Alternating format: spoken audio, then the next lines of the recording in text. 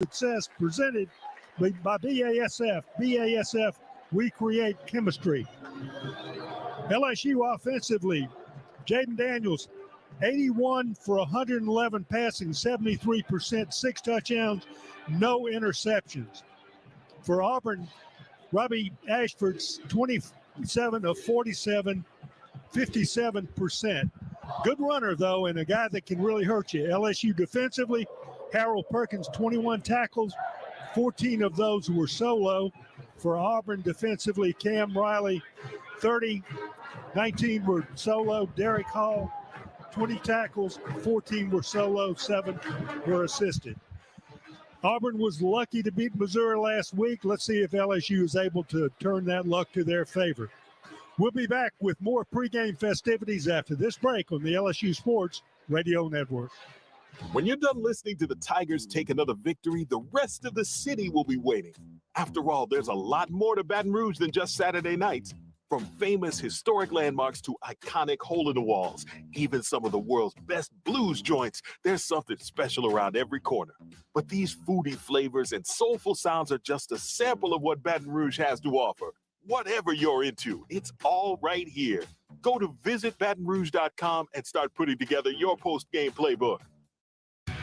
Walk-On Sports Bistro puts everything they've got into bringing you game day with a taste of Louisiana. Dig into their mouth-watering made-from-scratch Louisiana cuisine like po' boys, gumbo, and voodoo shrimp, plus fan favorites like juicy burgers and fresh salads, all in front of 70-plus TVs with 40-plus beers on tap. Or watching the game at home, Walk-On's family and friends bundles are available to go. Pick your favorite starter, side, and entree and feed a group of 4. Order online or in the app. Walk-On Sports Bistro, more than a restaurant. Together, we are partners, setting a new standard for health. Together, we prove that no matter how battle-tested we are, our spirit remains undefeated. Our Lady of the Lake and LSU are creating transformational change and impacting Louisiana with a new standard for healthcare, research, and education. Together, Our Lady of the Lake and LSU are champions for Louisiana. Together, we roar. Learn more at ololrmc.com/LSU. Keen Miller, serving the legal needs of business and industry across Louisiana and Texas. They are dedicated to providing quality, efficient, and cost-effective legal services from offices in Baton Rouge, New Orleans, Lafayette, Shreveport, Lake Charles, Houston, and the Woodlands. Learn more now at keenmiller.com. That's KEANMILLER.com. Linda Perez Clark, Managing Partner. This has been the Countdown to Kickoff, presented by ASAP on the LSU Sports Radio Network. Time now for LSU Fighting Tiger football. We go inside the Caesars Sportsbook broadcast booth for the call of the game, along with former Tigers Doug Morrow and Gordy Rush. Here is the voice of your Fighting Tigers, Chris Blair. Good Saturday evening, Tiger fans. Welcome to Jordan-Hare Stadium here on the Plains at Auburn University as we get set for an SEC tilt tonight. Auburn and LSU, one of the great rivalries in the SEC West, renewed once again here in 2022. Before we get started tonight, let's pause 10 seconds, station identification. This is Fighting Tiger football on the LSU Sports Radio Network. Hear the Tiger, the News Talk Sports leader. WWL New Orleans, WWL-FM and HD1 Kenner New Orleans. We're getting ready to go down on the field with the captains, but as you astutely put, it's a beautiful night and a great crowd on hand for what I say is one of the best rivalries in the SEC West. And LSU's captains out to midfield, B.J. Ojulari, Ali Gay, Mike Jones, and Josh Williams is the game captain for this game. Gordy Rush down on the field, listening in on the toss. Let's see how it goes. You will call the toss, all right? When you see coins, the SEC logo is there. Teams is tails. I'll pop the point, I catch it. If I drop it, we'll do it again. LSU, what is your choice? Tails. The choice is tails. The choice is tails. Here we go. It is tails, LSU. You're the first. You're the first. Hold that right here. LSU. So there you go. LSU won the toss, and everything I heard about Coach Brian Kelly is that when LSU won the toss, they wanted to put the football. That was not the case. LSU won the toss. They're going to defer, and probably for good reason, with Auburn starting their third-string quarterback, Ashford, tonight here in Jordan-Hare Stadium. The matchup favors LSU defensively, so they're going to let Auburn start on offense. Doug, two things we're going to check. Frazier is going to start at guard in place of Dellinger, who, of course, is out injured. That's something we'll keep an eye on. And Joe Foucha, the transfer from Arkansas, who missed the first couple games, is going to start back on the hash with Brooks at the deep safety. Remember, last week, Bernard-Converse had to play because of the injury to Major Burns. It's going to be Foucha and Brooks back on the hash. Doug? And LSU transporting former Arkansas Razorbacks over to Alabama for this game against Auburn, and it's a good thing because they're pretty thin there in the secondary. LSU chose to let Auburn have the football to start this game. That means the Tigers will have it at the beginning of the second half. Let's see what they do on defense. And LSU, remember, last week they played their best defense of the season, better than you could play, actually. And the previous week, for almost the entire of the second half and part of the second quarter against Mississippi State, they likewise played great defense. That's become their trademark, and let's see what LSU does playing defense to start this football game and see if they can knock Auburn back closer to their goal line, get possession, and score a touchdown on their first possession. Teams lined up, ready to kick it off for LSU. As we look down on the field, we're on one end, actually more than on the sidelines. So we're going to give you a different perspective of it. Here to give you all the play-by-play, the voice of the Tigers, Chris Blair. Thank you, Doug. Yes, we're down in the end zone, and right now LSU setting to kick it off of this game towards us. So the football will be coming towards us here towards the end zone. The opening kickoff, as always, brought to you by H&E Equipment. Nathan Dybert will have the honors. He'll tee it up at the 35-yard line, back deep. Jarquez Hunter, talented running back. He'll be the return man here for Coach Harsin, along with Javarius Johnson. So waiting on the green light from television. They give them the wine sign. And Dybert with the approach. Boot meets ball, and we are underway here at Jordan-Hare. This one's going to be fielded at the 1, mishandled by Scott. He'll pick it up and cross the 10, up across the 15. Ball came out. Looked like Auburn able to jump on it right around the 18, maybe the 19-yard line. There are a couple, one Tiger slow to get up. Back at the 15-yard line. Again, Auburn mishandled the kick near the goal line, and then after being popped crossing the 15-yard line, Scott coughed it up, but Auburn able to fall on it. But again, there is a Tiger down being looked at by the training crew, so we expect Auburn to be first down and 10 at their own 18, but they are bringing a number of the trainers over here quickly. Yeah, Chris, let me jump in. That's Seven Banks, and it was a collision, and Mickey Collins has already, they told him they want the stretcher. I mean, this is, I think, hopefully it's a concussion protocol, but he is down, and when he went down, the Auburn player that was standing next to him was jumping up and down at the LSU sideline screaming for a trainer to get out here. So this is of the serious nature right now. There's about 10, 11 LSU trainers right there by him, including Dr. Bankston is out there. All the team doctors is now we're getting the modified ambulance golf cart, if we'll call it that will get him to back to the locker room. So again, Banks in on special teams. Tough collision right around where Scott was first hit at the 15-yard line. And as Gordy said, he dropped immediately, and the trainers started to come off the sideline quickly. So again, the mobile golf cart ambulance out there now. I mean, that is certainly a tough blow for that young man who had been trying to get back to playing football. We saw him last week. And then on the opening kickoff tonight, he is down. Coach Kelly out there with the doctors and the trainers as well. They are now going to bring off the stretcher. Now the Auburn trainers coming in to help out. This is all hands on deck right now. And this stadium, as you would imagine and can hear, is very quiet. and that is a devastating way to start any human contest at all. And the first play of the game, as the ball was fumbled, and there was kind of a pile that created itself, and it was hard to tell where he got hit during the course of that pile taking place. But it was obvious immediately because he was just laying on the ground. LSU immediately brought all the medical staff as well as other support personnel. The equipment is out on the field, and they're being extremely careful, as they should, to make sure that his injury is not made worse. Here's at least one good sign. He was face down and said they were able to roll him over, so he's currently on his back. They've taken the stabilization board, that orange board, if you're familiar with it, back on they'll try and place him on that, strap him on that, and then and lift him manually onto the cart. So, in fact, as we speak right now, they've got the stabilization board. They're going to try and lift his legs and get it underneath. Again, devastating stop in the action here. Seven Banks, the injured Tiger for LSU.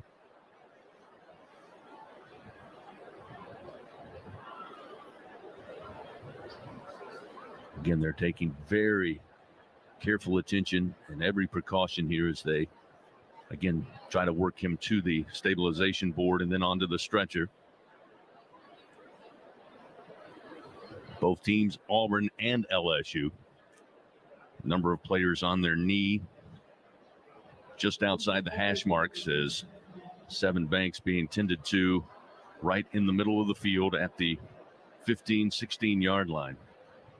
So Louis Bourgeois, the head equipment manager, came out. They removed his face mask and naturally the tape and stabilized his head, and now they're getting him on the table. So, side note, really bad timing. The PA announcer just said the previous play is under review, which is obviously small potatoes right now as we continue to look at Banks.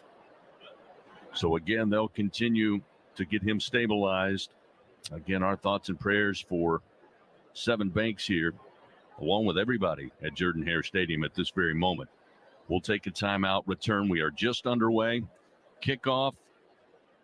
Auburn will have it first down and 10 at their own 18 when play resumes. Back after this on the LSU Sports Radio Network. I'm Listening reminds you that you are not alone and that talk saves lives. There's a new national hotline for mental health-related distress, 988. When you call or text 988 from any phone, you will be connected directly with trained counselors in over 200 crisis centers nationwide. They can get you the help you need anytime, anywhere. 988, the new National Suicide Prevention Lifeline. Talk saves lives. And with 988, talking is only 3 digits away. Find out more at imlistening.org. I see you finally got a new helmet. I did. Bought it cheap online. Follow me. We'll turn off here. I'm right behind you. Watch the cars. They can be crazy. Teddy! No! Are you okay? Somebody do something! Was this young man hit by a car? Yes, and his helmet is smashed. It's a brand new helmet. It's probably a fake. Fakes cause real harm. You're smart. Buy smart. Brought to you by the National Crime Prevention Council and the U.S. Patent and Trademark Office. Meet Ed, movie buff, animal lover, safe driver. 5 years of driving an ambulance teaches you a thing or two. If people knew what I know, lives could be saved. When I see a car trying to rush past a turning bus, I get concerned. You see, when big vehicles turn right, they have to swing wide to make the turn. And that's a lesson you don't want to learn the hard way. When trucks and buses turn, let's you and I wait. It's our roads. It's our safety. Visit www.sharetheroadsafely.gov. Looking for stories about Black culture, Black news, all Black everything? Then listen and subscribe to the podcast Beyond Black History Month. From influential newsmakers like Soledad O'Brien. I try to use Twitter to explain, this thing is not good, but let me explain to you why it's not good. And let's talk about what framing is. To why Game of Thrones fans can believe in dragons, but not a Black Targaryen. Or Valerion, technically.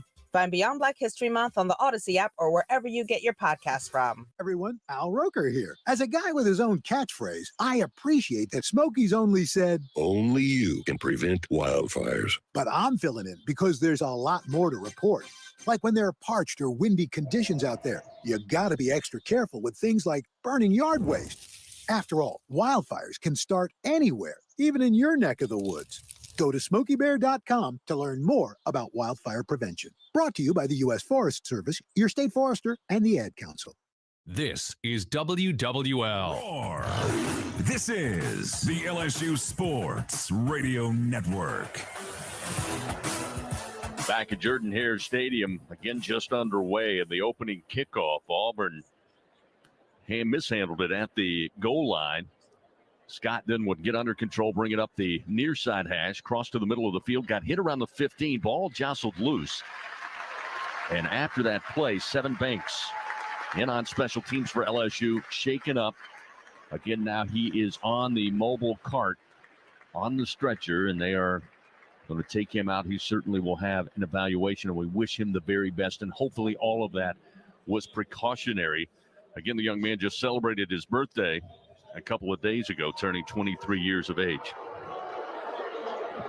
At the end of the run, first down. Oh, wow. So, Chris, so Seven Banks is going directly into an ambulance. He's going to East Alabama Medical Center, Opelika, for further observation. And then the call was on Banks for targeting. It was confirmed, and so 15 yards was at. So he was flagged for targeting, and that's what the replay was. Get you up to date from down here.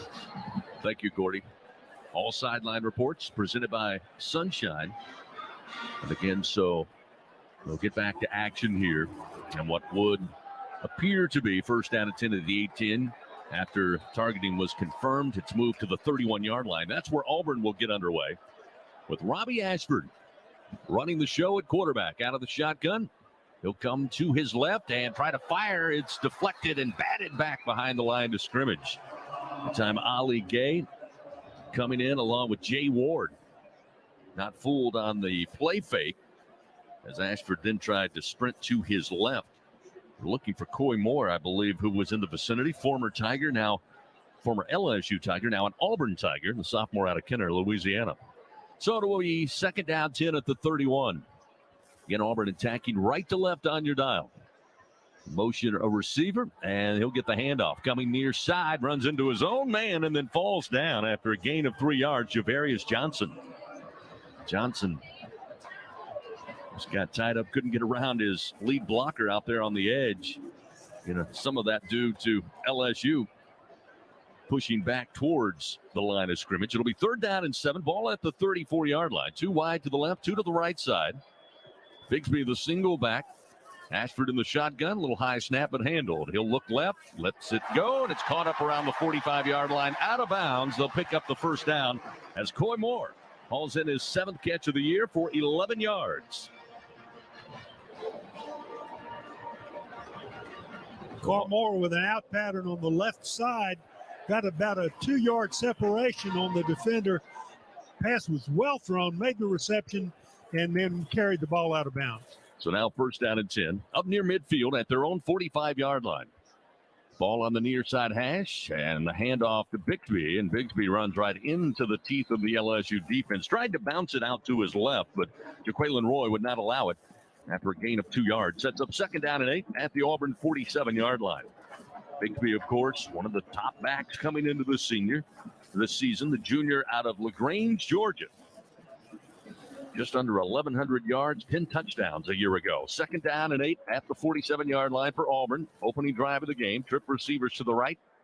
Now they'll gather closer to the line, to the right side of the formation.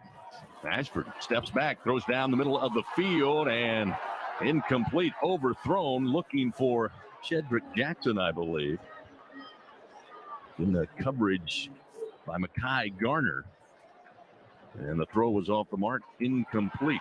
Looked like the Garner had his hand on the shoulder pad that time for Shedrick Jackson. That's why you hear the Boo Birds here at Jordan-Hare, but not sure he would be able to get to that football. I don't think he was able to get to it, but he did have his jersey pulled, did he not? Have to agree with you there. 33% Auburn coming into the game on third down. They've converted once. Now Ashford in trouble on 3rd and 8. He will send a pass deep downfield, waiting for it. Got behind the defense. Inside the 10, the 5, spinning his way to the end zone is Javarius Johnson. 53-yard strike. And Robbie Ashford with his second passing touchdown of the year. Credit to his receiver after Ashford got flushed out of the pocket, stepped up in the pocket, rolled to his right.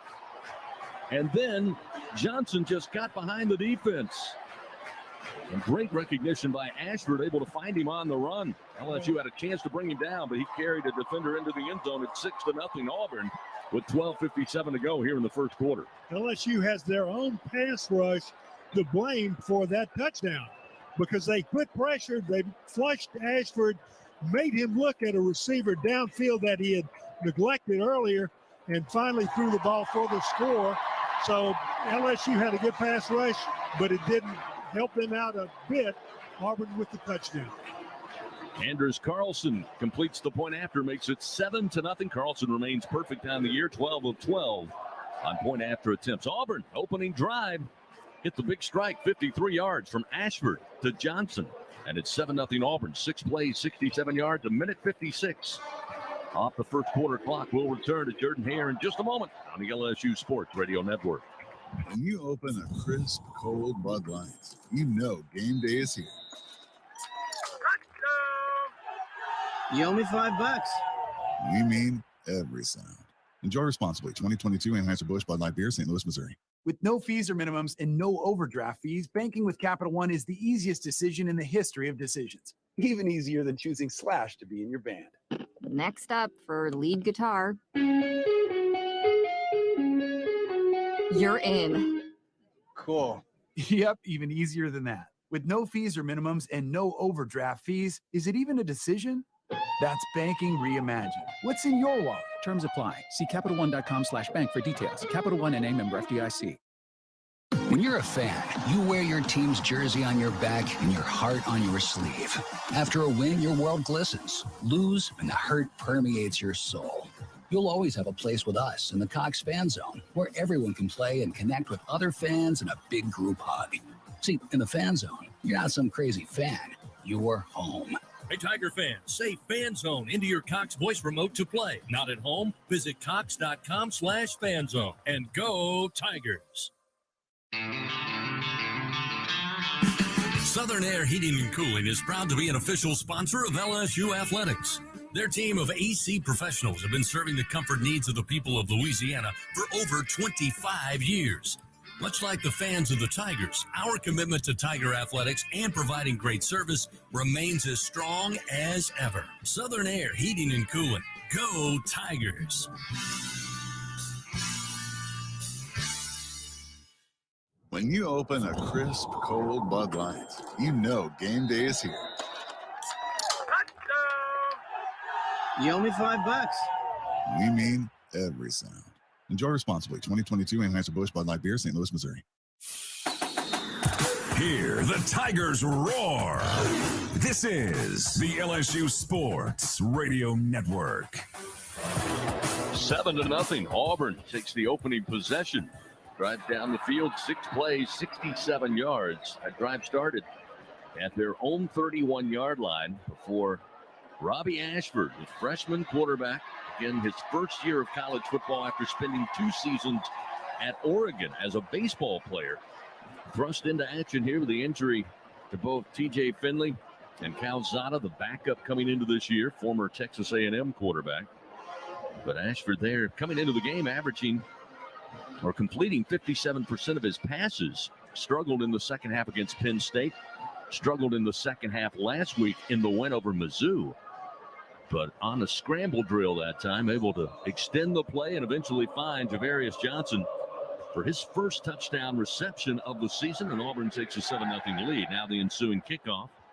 Carlson puts it into the end zone for a touchback, and LSU will start first down and 10 at their own 25-yard line. Listen up, fans. Introducing the greatest hit from the lottery. Play Hit 50.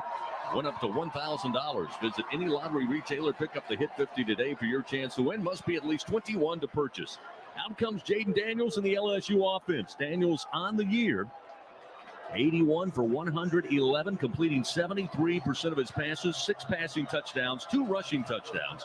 Again, a dual threat quarterback for this LSU offense. Josh Williams, named captain for today's game, will get the start at running back on 1st down and 10 from the LSU 25-yard line. Auburn adjusts the defensive front, 3-man front, as Daniels nowhere to go with the football, going to be drugged down from behind. Right at the line of scrimmage, he tried to break free and run to his right. But Iku Leota, senior out of Asheville, North Carolina, able to just reach over the shoulder and bring Daniels down at the 25. So it'll be 2nd down and 10 now for this LSU offense. 2 wide to the left, 2 to the right side. Williams now will join the receivers, make it a 5-wide formation. Quick slant. Out of the reach and incomplete. He was looking for Mason Taylor. That'll set up quickly 3rd down and 10 here for this LSU offense on the season. 49% on 3rd downs. Chris, you think Brian Kelly might be having second thoughts about that? Should I receive it or kick it away? That decision on the toss of the coin. Daniels again will empty the backfield. This time he'll have Williams to the right side of the formation. 3 wide to the right, 2 to the left side. Daniels again looks down, throws, and out of the reach of Mason Taylor across the middle again. Both throws catchable, but not easy grabs for the tight end. And it sets up 4th down and 10 at the 25. Not the start you're looking for. Well, this certainly wasn't the start LSU was looking for. From the beginning of the game to this point, nothing has worked right. Again, the first throw to Taylor on 2nd down was a little low. This time led his tight end a little too far. Again, had his hands on it, but could not bring it in. Here's a punt by Bramblett, and he shanked this one. Takes a bounce for LSU, fortunately, at the 45. Rolls inside the 40 and will be out of bounds. Let's see where they mark it, up near the Auburn 30-yard line. So a 45-yard punt aided by a nice little bounce. Initially off the foot, did not look good, but Bramblett will take the 45-yarder. It will be 1st down and 10 at the 29 for Auburn's offense. And it seemed like just moments ago they were out there. And again, a quick 3-and-out by LSU's offense gets Robbie Ashford and company back out onto the field. This is an offense averaging just under 24 points a game coming in. 377 yards of total offense, 202 through the air, 174 on the ground. They've got a big chunk of that in the opening drive on the touchdown pass. And here on 1st down, whistles and flags come out, stops the play. Looks like movement up front for Auburn. It's a 5-yard penalty, and it remains 1st down.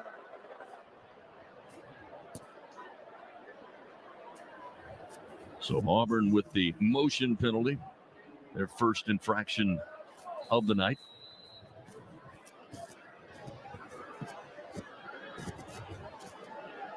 Now Auburn huddling up, making some changes now.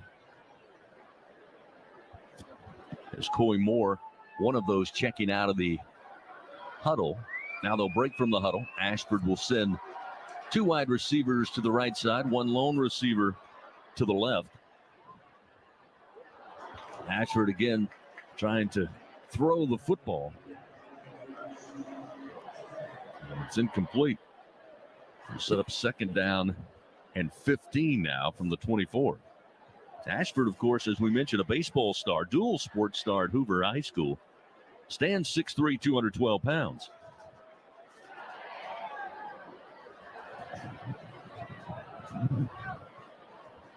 So this time Ashford takes it, and he's off and scrambling, goes to his right, now cuts back to the left side of the field, and going to be hit down hard. Maybe picked up 2 yards. That's it after scrambling to the right, back to his left. Still going to be behind the chains coming up here for Auburn. 3rd down and 12 back at the 27-yard line. I'll tell you, Doug, strategy-wise, I think LSU's got to what we call cage rush him. He's been really inaccurate when he's had to throw from the pocket. He's been staring one receiver down. You don't want to let him use his athletic ability and turn this into sandlot football. Keep him in the pocket. This time flushed out of the pocket to his left, and the Tigers bring him down at the 25-yard line. Showing the speed, Harold Perkins Jr., along with B.J. Ojolari, combined to run down the Auburn quarterback. Sets up 4th and 14 back at the 25-yard line, and that will force a punting situation here for Auburn. We'll see Oscar Chapman, who's averaging about 43 yards a punt on the season, has a long of 61. Jack Besh will be back deep. Saw him make his debut as the punt returner last week in the win over New Mexico. He'll stand back at around the 25-yard line of LSU, waiting on this punt from Chapman. Snap is back. Chapman, a couple of steps, lets it go. Having to come up as Besh, it takes a bounce for Auburn inside the 40, inside the 30. Looks like the flag is down at about the 48-yard line of LSU. We'll see what that is all about, but it's down and a 50-yard punt. It's going to be a block in the back against LSU, so it's going to add on. During the kick, illegal block in the back on the receiving team, number 15. That penalty will be enforced half the distance to the goal from the end of the kick. First down. So what was down at the 25 will now back up, as it looked like Sage Ryan may be the guilty party there on special teams. That's the second penalty, both coming in special teams play tonight for LSU. As Besh just got out of the way, it was a short kick, took a nice Auburn bounce inside the 35. But now they'll back him up, as the Tigers will have their second possession of the game from their own 15-yard line. 2 receivers left, 2 to the right, single back in Josh Williams. Josh will get the carry, just go straight ahead, make his way up to about the 18-yard line. So a gain of 3, sets up second down and 7. Marcus Harris, the junior defensive lineman, along with Owen Papo, the senior linebacker, able to make the stop on that play. Again, LSU going to the ground game, up the middle again, carrying the football to the 25-yard line is going to be Josh Williams. It's very close to a first down, depends on the spot, and they'll move the chain. So Williams delivers. Again, the Tigers without Armani Goodwin tonight, who had that hamstring injury last week. But expect to see Williams, Kane, and Emery in the rotation. First down and 10, now at the 25. Williams stays in at the running back. Daniels calls for the snap, has it in his hands. Looking to throw, whips it out into the flat right side. Malik Neighbors hauls it in, forced out of bounds. Looked like a 9-yard gain to the near side. That'll set up second down and 1. LSU trying to get up to the line of scrimmage here, get moving a little bit. That's the way Jayden Daniels likes to play, and he certainly is able to get into the flow when LSU is moving. Right now, they're taking a little bit of time as he steps back into the shotgun. Second down and 1 from their own 34-yard line. Shotgun snap back to Daniels. Handed off Williams off the left edge, and he'll pick up the yard and then some for the first down, a gain of 5. And they'll move the chains. Wesley Steiner, the junior out of Warner Robins, there to make the tackle for Auburn. First and 10, ball at the 38-yard line, and now the Tigers do line it up quickly. Daniels waits on the snap. Turner checks the defensive front, now gets set. Gets the football to the LSU QB. Daniels look downfield, nowhere to go with it. He'll be brought down. No gain on the play. Marcus Harris with his second sack of the season. 6'3", 294 pounds. Started his career at Kansas before coming to the Plains. It'll be second down and 10 at the 38. We'll see Noah Kane check in at running back for LSU. Daniels was looking for Neighbors coming across the middle, but he got picked up by a secondary player who came up to pick him off. Receiver was not open. Daniels had to keep the ball. Handoff again. Off the left side between left tackles, going to be Noah Kane. He'll pick up 3 yards. It'll be third down and 7. Again, the Tigers on the year, 49% coming into the game. 0 for 1 on third down so far tonight. Daniels shouting instructions to the offensive line. You have Neighbors out wide to the right. Mason Taylor, the tight end, to the right of the formation. Jeray Jenkins and Keyshawn Booty in the slot. Daniels, ball in hand, stands in the pocket with time. Now flushed out. He will tuck and run. Far side, 45, 50, and step out of bounds just inside Auburn territory around the 49-yard line. Great job by Jeray Jenkins downfield once he knew his QB was running. Able to give him some green grass to pick up the 10 yards he needed for the first down. So first down and 10 now at the Auburn 49. It's a good job by Daniels to see the opening. That's the only thing that he could do was run it. And so he ran enough to pick up the first down, and that's going to force Auburn to play pass defense a little bit differently than they have so far in this game. Jeray Jenkins did a great job taking DJ James, the corner, out of that play. As again, they go back to the ground. It'll be Noah Kane straight up the middle, a gain of 3. Second down and 7. Moves to the 46-yard line of Auburn. LSU trailing 7-0 here. Just under 7 minutes remaining in the first quarter. Daniels, play action, throws, and miscommunication. Threw it behind Brian Thomas Jr., who was cutting from the left side across the middle of the field, but he threw it behind him. It'll set up third down and 7 now at the Auburn 46. You know, Doug, I talk a lot about Jayden being in rhythm, and this reminds me a little bit of like the first quarter against Mississippi State. Just so Delancey, that was an RPO. It was a slant to Brian Thomas. He was open. He rushed it a little bit. He was high with the football. I think getting Daniels to settle down is key for this LSU offense. Third down and 7. A motion Taylor across the formation. Daniels in trouble. Again flushed out. Throwing on the run near side, and Thomas trying to keep a foot in. They'll say he's out of bounds down around the 14-yard line. Incomplete. And that will set up fourth down and 7. That throw just a little too wide. Thomas had his man beat. Good idea by Daniels, throwing to his right, but just couldn't keep it on the field of play. So that will bring up another punting situation. Jay Bramblett will be back in. 6:40 to go first quarter. 7-0 Auburn leading.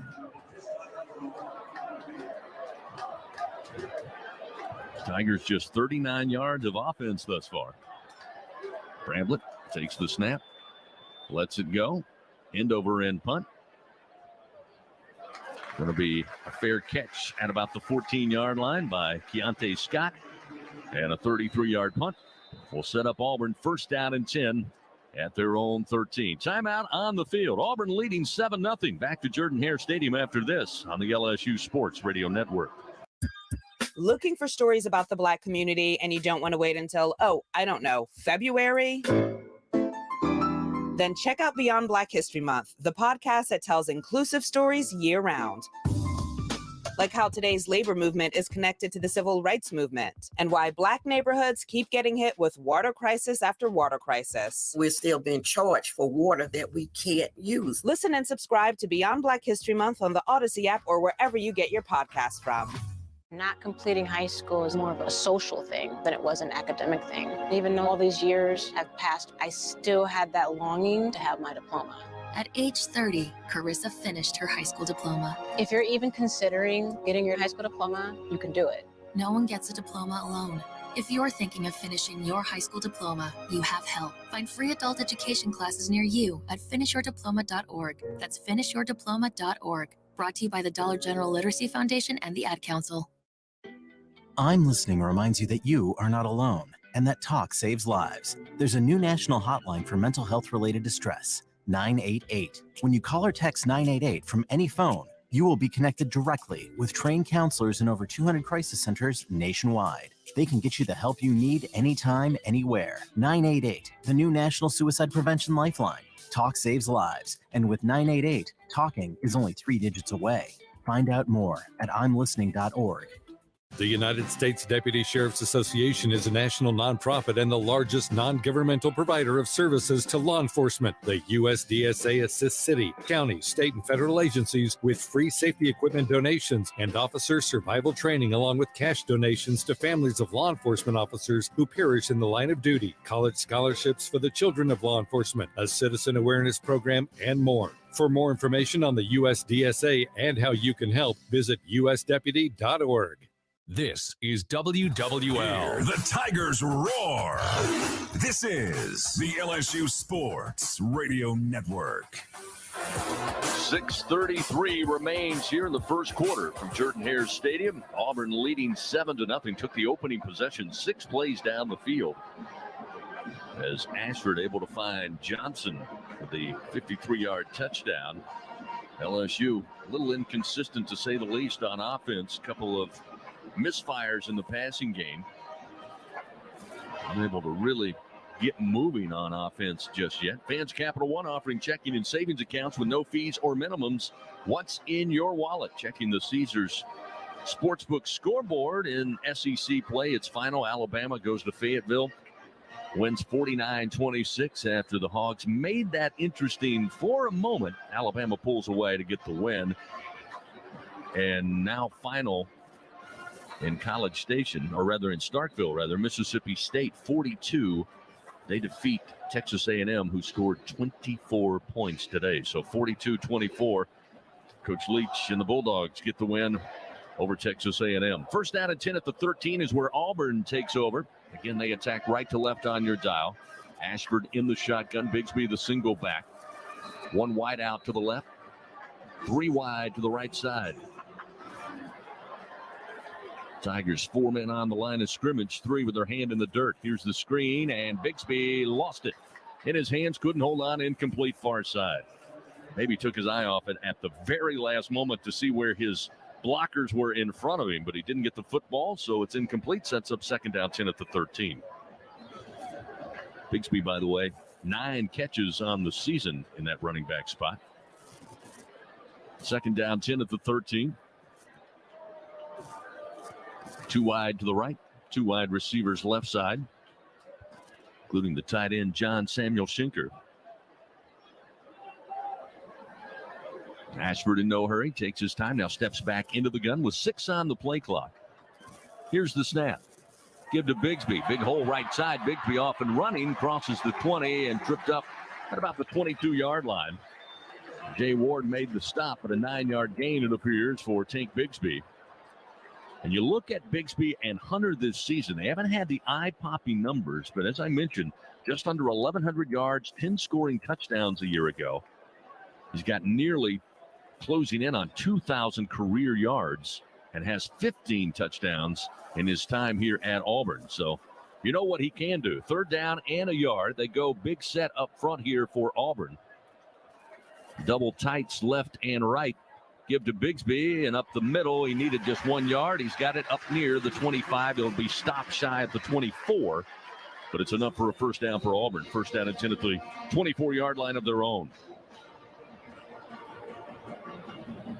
LSU really has not quite gotten started in this game yet, either offensively or defensively, and all of that started with the first play of the game. It kind of set the tempo that it doesn't seem quite yet like a football game. First down and 10. Again, Bigsby with the carry, almost gets out of a shoestring tackle, but hangs his way for 7 yards. Another solid pickup right at the LSU defense. A little high snap, but handled by Ashford, and then Bigsby just able, B.J. Ojolari, to hold on and bring him down. It'll be second down and 3 now at the Auburn 31-yard line. Just under 5 minutes remaining. First quarter. Now moving to his left is going to be the quarterback, Ashford. Not much room there. Maybe lost a yard. Micah Baskerville in the vicinity to make the tackle for LSU. As a quarterback lead, Baskerville did a great job of diagnosing that, shooting the gap and making that tackle for no gain. Actually, maybe a 1-yard loss, Chris. Yep. It'll be 3rd and 4 back at the 30. They're 3 for 4 on third downs. Jarquez Hunter checks in at the running back. They're going to throw on the slant, and Ashford throws this one too low, and unable to get down to get it is Johnson. It's incomplete. Sets up 4th down and 4, and immediately the punt unit coming out for Auburn here with 4:19 to go in the first quarter. And Auburn leading 7-0. Got a 50-yard punt on his first punt. Did Oscar Chapman. Again, a 43-yard average coming in today. Jack Besh back deep for LSU. Stands at the 25-yard line of his own. Chapman awaits. A rugby-style kick. Puts it in the air, end over end. Besh calls for the fair catch, settles under it, and has it at the 25-yard line. And that's where LSU will take over once again on offense with 4:12 remaining in the first quarter, trailing Auburn 7-0 after the 44-yard punt off the foot of Chapman. Fans, Our Lady of the Lake, proud to be LSU's championship healthcare partner. Together, LSU and Our Lady of the Lake creating transformational change and impacting Louisiana with a new standard for healthcare, research, and education. Together, LSU and Our Lady of the Lake, champions for Louisiana. Together, we roar. Learn more at ololrmc.com/LSU. For the Tigers, trying to get in sync offensively. First down and 10 at their own 25-yard line. Working from the far side hash. On first down, they'll hand it off. And with the football, Williams breaks through an initial tackle at about the 30 and then makes his way up near the 41. Picks up the first down on a big carry off left tackle. Gain of 15 yards for Williams, who started the game at running back. So far doing a pretty good job toting the rock. One of the bright spots for LSU. Daniels, plenty of time in the pocket here on 1st and 10. Fires out to the flat. Taylor hauls it in, then tries to dance on the sideline in front of the Tiger bench, but he stepped out of bounds after maybe a 1 or 2 yard gain. That's about it. They'll give him 3, actually. It'll be 2nd down and 7 up at the 44. Daniels again trying to get him lined up quickly here. Get moving. Get more fluid offensively. 2nd down and 7. Snap to Daniels. Again, they'll go on the ground. Not much doing. Auburn trips up the ball carrier after a yard gain. It's Williams again. We'll set up 3rd down and about 6 at the 45. And again, LSU struggling here. 1 for 3 on 3rd down so far in this first quarter.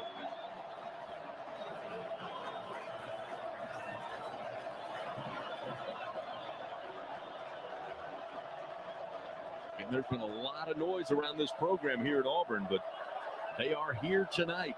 And right now they're making noise with their team leading 7-0. 3rd down and 6 from the 45. Daniels gets it to Taylor. Pass across the middle on the Auburn logo and makes his way into Auburn territory after a 10-yard reception. There is a flag on the play. We'll see what that's about from our referee, Lee Hendrick. Illegal shift on the offense, number 7 and number 21. A 5-yard penalty will be enforced from the previous spot. We will replay 3rd down. So the penalties now adding up for LSU, and that one negates what would have been a 1st down and a 3rd down conversion. It's the 3rd penalty of the night. They'll replay 3rd down. It'll be 3rd and 11 back at the LSU 40-yard line. Noah Kane will stay in at the running back. Taylor out wide to the left side. 3 wide to the right. Now they'll motion Neighbors. He'll stay close to the line, right side of the formation. Daniels, here comes the trouble, and he'll be dropped. Auburn brings the blitz, led by Colby Wooden from the left side, Marcus Harris from the right side. And Daniels, by the time he looked up, he had Auburn all over him.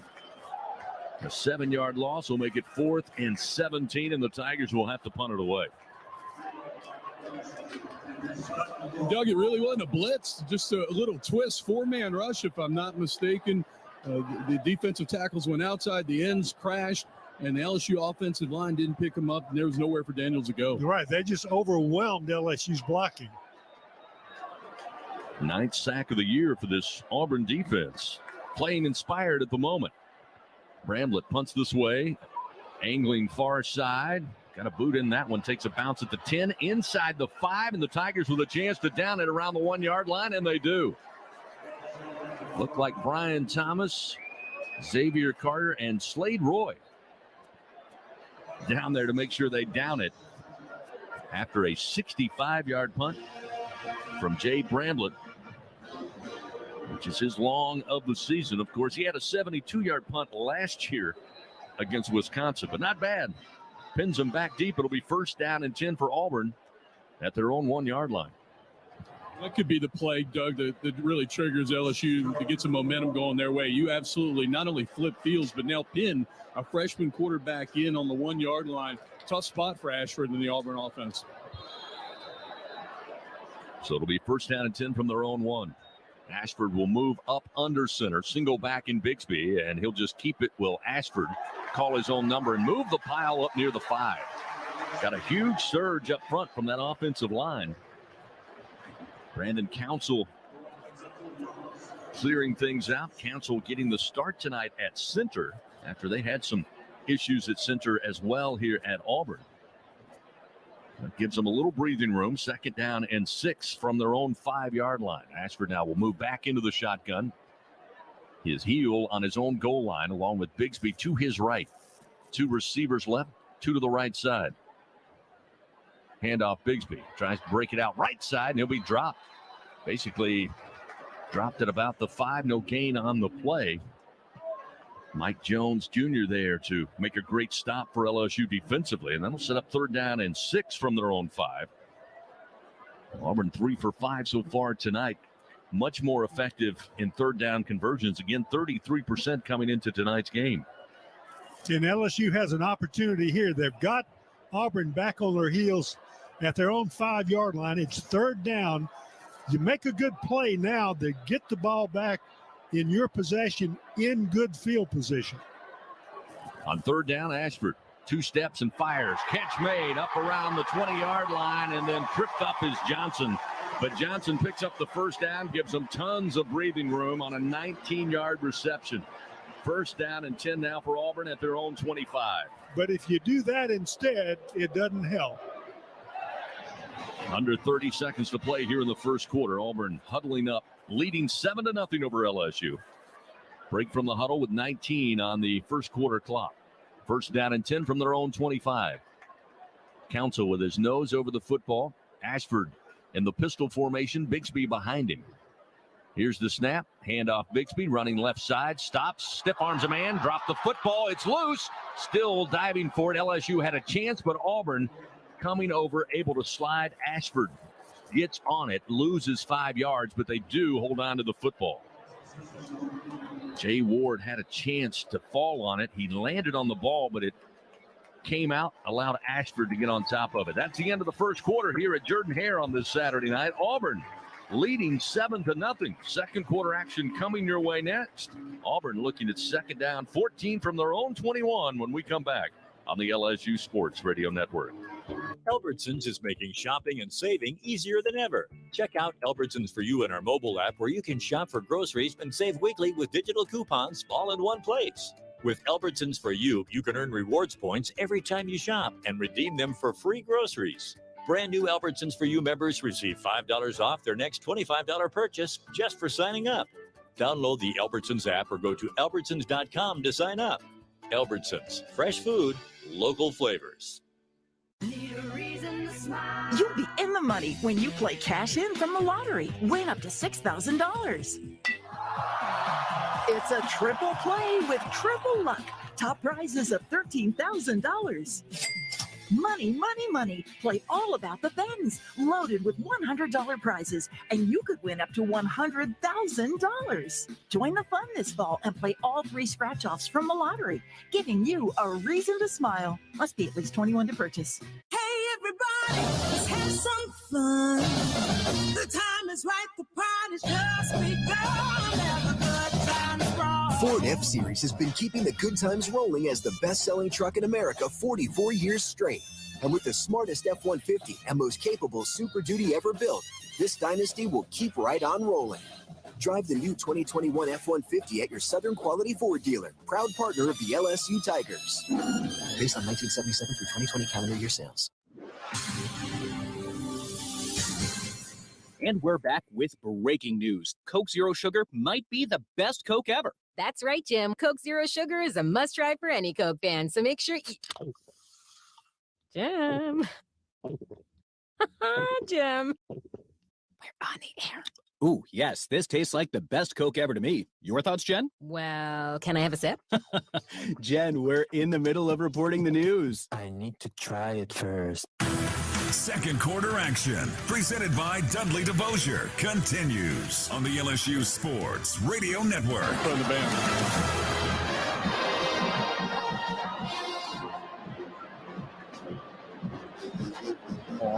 Bobby Ashford. Auburn leads LSU 7-0. We move to the 2nd quarter here at Jordan-Hare Stadium. Gordy Rush with a sunshine. And wide open and complete to Hunter. From the Short LSU West medical Hunter. staff.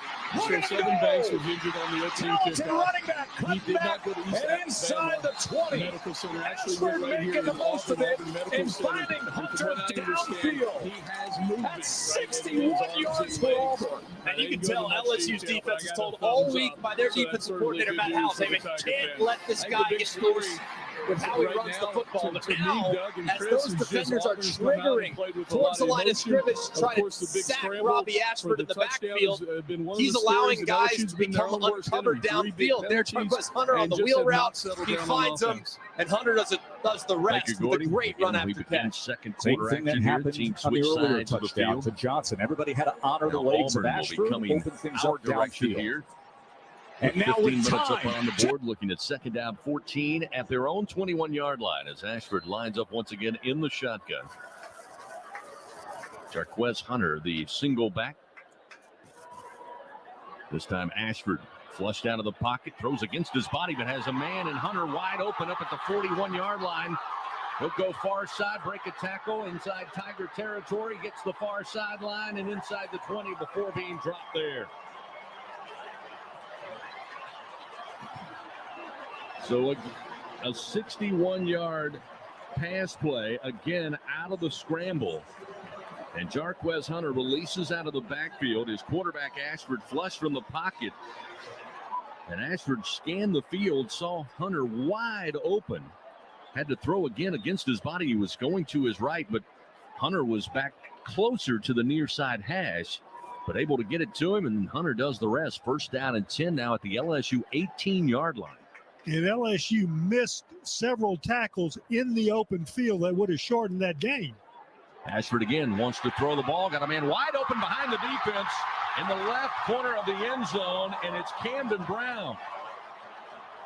That's his third catch of the year, his first touchdown reception, and the freshman out of Monroe, Louisiana, makes it a 13-0 Auburn lead. And again, nobody on him. Nobody had him.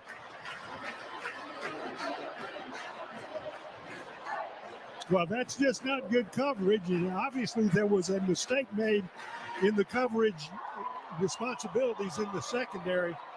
That was not one of those scrambles where he finally found somebody in the open. He found that person in the open right away. Anders Carlson swings the foot, and the point after is good. That'll make it 14-0 Auburn. 14:04 remaining here in the second quarter.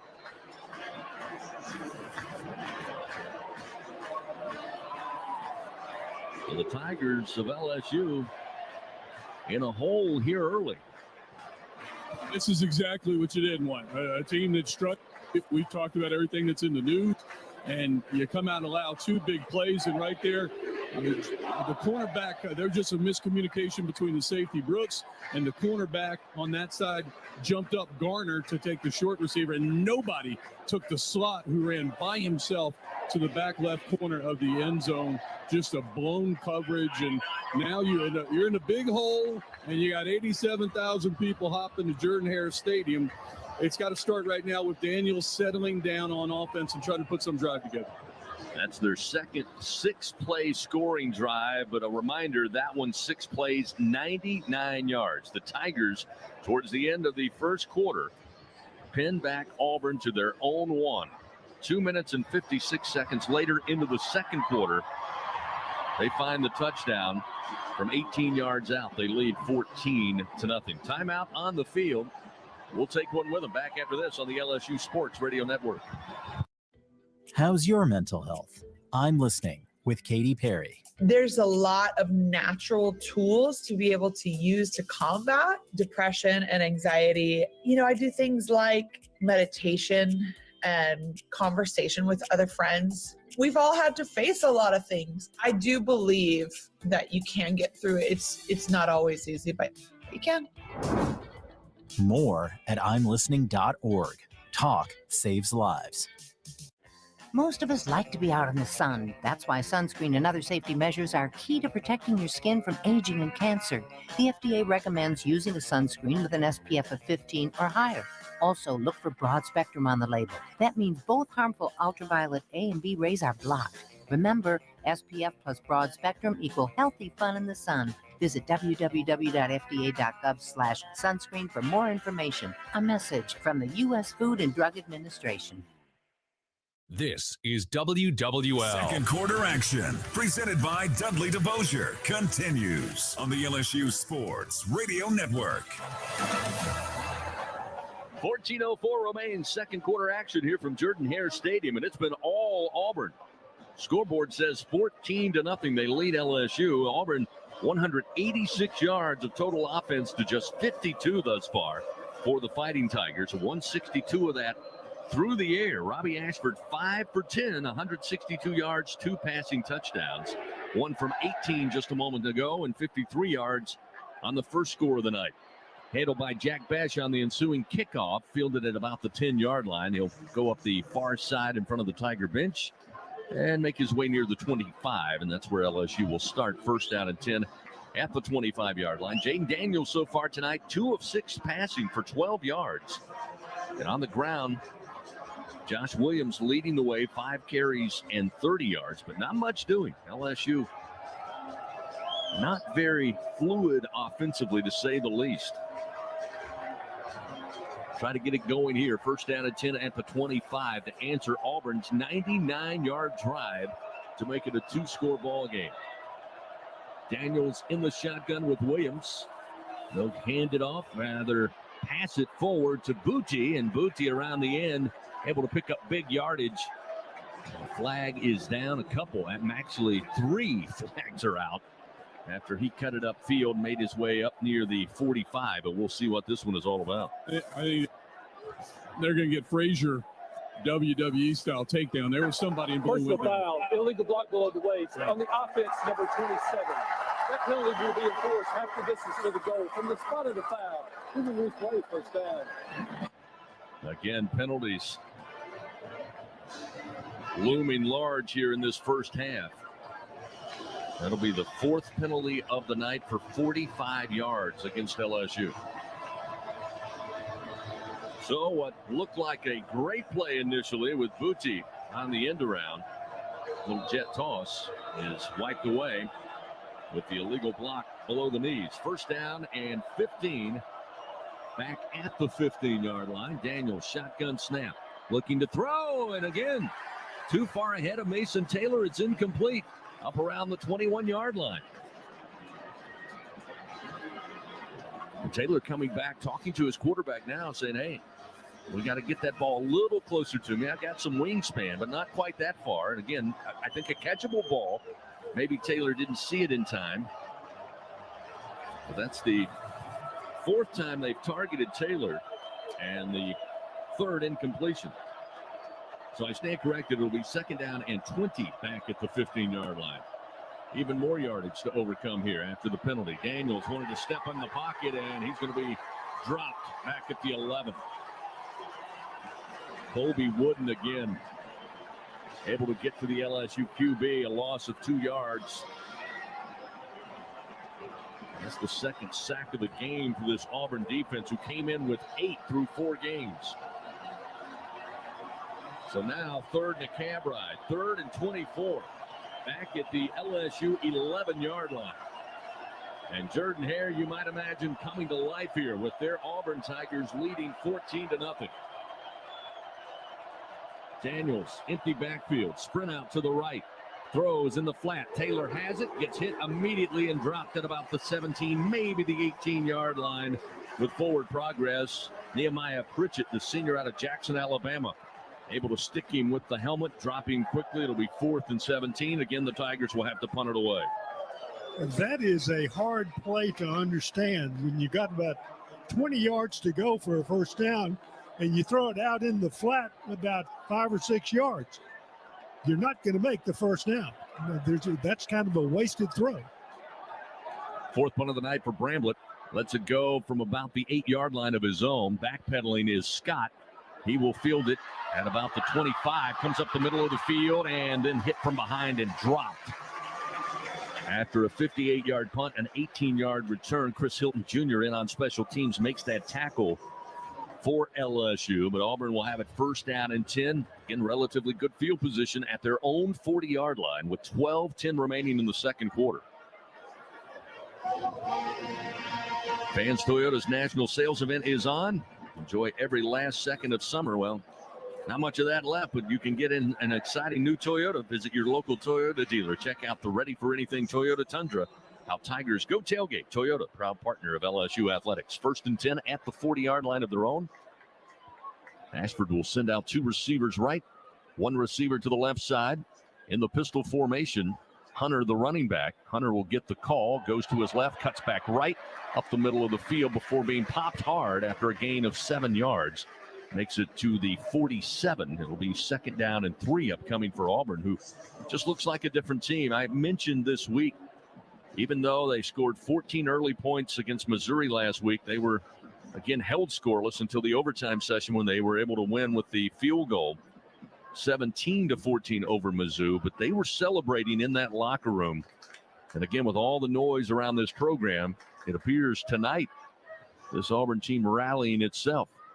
Again, Hunter going to get the carry, bounces off one defender, and eventually brung down at the near side hash at midfield. Should be close to a 1st down. Greg Brooks eventually gets him down, but it will be a 1st and 10 for Auburn as Jarquez Hunter getting in on the act, running the football.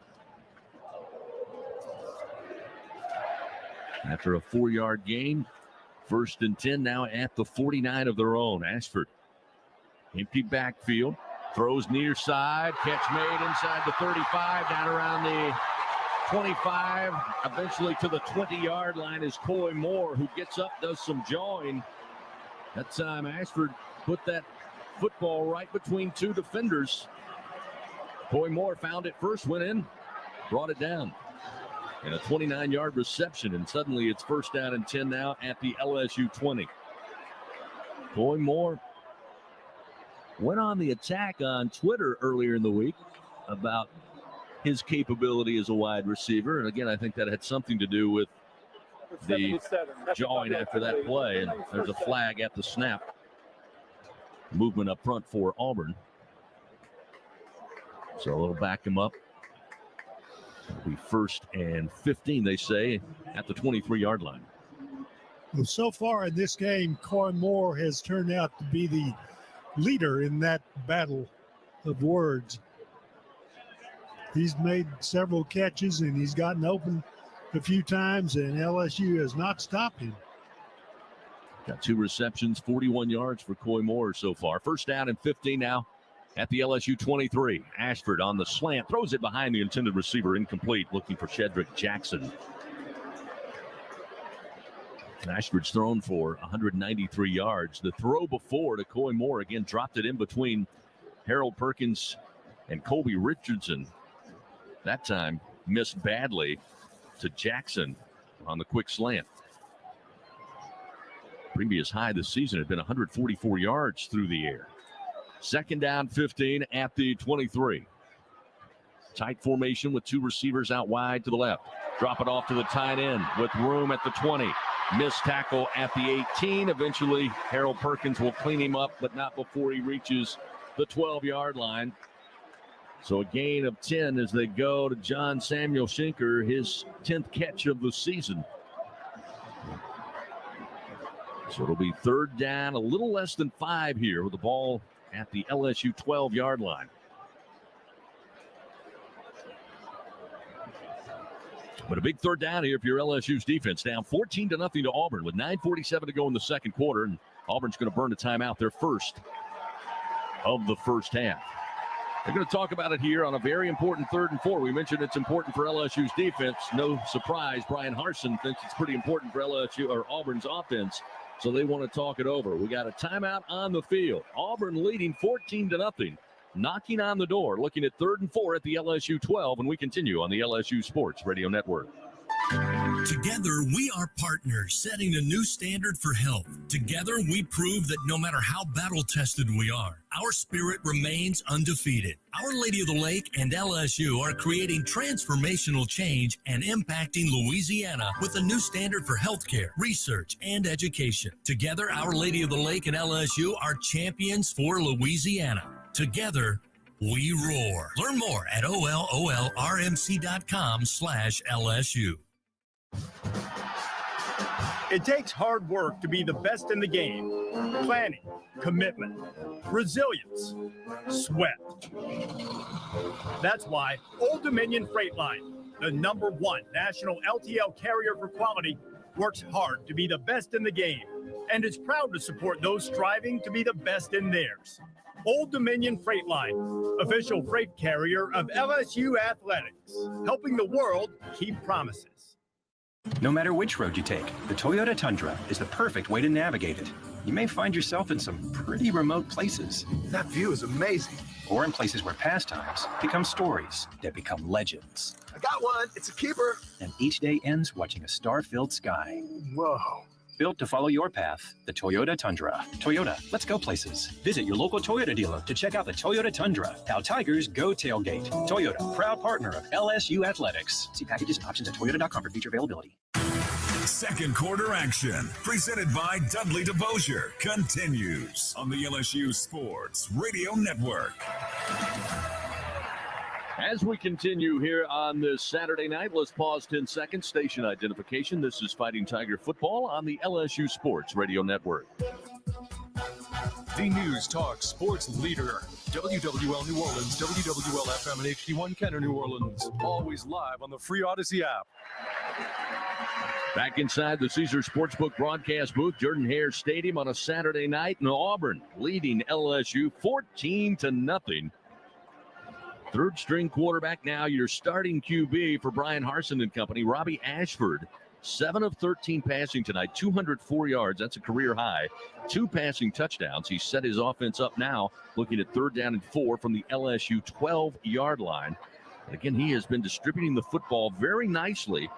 Johnson with a couple of catches for 73 yards, had the 53-yard touchdown to get the scoring started. Coy Moore with 2 catches, 41 yards. Hunter a catch for 61 yards. Brown a reception for 18 yards. Schenker, the tight end a moment ago, picked up 11 yards. His first catch of the night. Again, LSU, Jayden Daniels, 4 of 9, just 22 yards passing.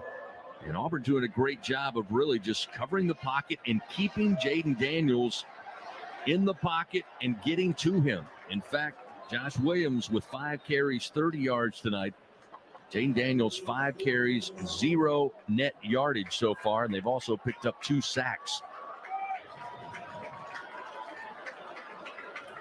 So now 3rd down and 4 at the 12. Ashford throws, and again off the mark, looking for Hunter, who was not turned around to the near side. The throw to about the 15. Hunter turned and faced back to his quarterback at about the 10, but that throw was off the mark. And we'll see Anders Carlson now come in.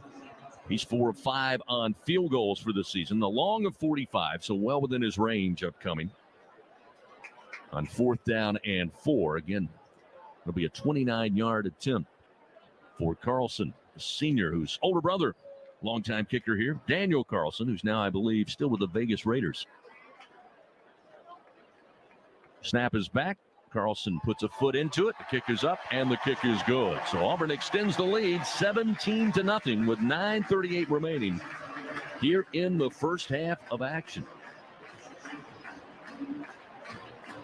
Auburn 239 yards so far, more than they had all of last week against Missouri. They had 217 in that 17-14 win over Mizzou in overtime. And again, I point out they got up early 14-0, but then the offense went away. And if you're LSU, you got to find a way to disrupt the rhythm right now of Robbie Ashford, the Auburn quarterback. And offensively, you've got to get going.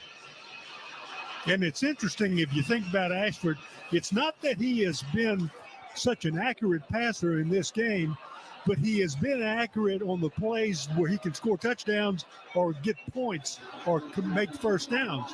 So that his bad passes, they end up punting it. So what?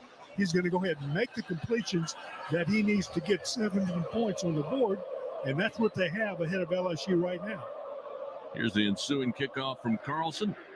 Puts a foot into it, waiting for it. Bash will field it at about the 3-yard line, far side hash. He'll go to the boundary and up the far sideline. There's a flag out as he eventually is run out of bounds up near the 30-yard line of his own. But we'll see what this flag is all about. I think that's going to go against LSU. Was thrown by the center judge, one of the blocks in the middle of the football field. And the sad thing about it had nothing to do with the return. The return was going off the right side. So we'll wait and hear from Lee Hendrick, our referee. During the return, illegal block in the back on the receiving team, number 23. 10-yard penalty from the spot of the foul. First down. Fifth penalty of the night for LSU. And Gordy's exactly right, Doug. Well away from the action with Besh going to the far sideline. Coach Kelly said it this week numerous times. Some of those mistakes, motion penalties we saw last week, but some of the mistakes tonight, just got to play a little smarter. First down and 10 now, starting this drive at their own 15. Down 17-0. Daniels working with Williams. Neighbors just off the formation to the right. He's in there to block as Williams up the middle. Breaks free across the 20 up near the 25-yard line. Very close to the first down, maybe just shy. 9+ on that carry by Williams, who did not have a big crease, but able to get through there quickly. Squared his shoulder pads, put his head down, and as we said, picked up 9+ yards on the carry. It'll be 2nd and inches here. Williams now with 39 yards rushing. He'll stay in there as Daniels takes the snap, gives to Williams. He comes off the right edge, ran into his own man. He was trying to get to the 25. Looks like he got a favorable spot from that far side. And it looks like it will be a first down.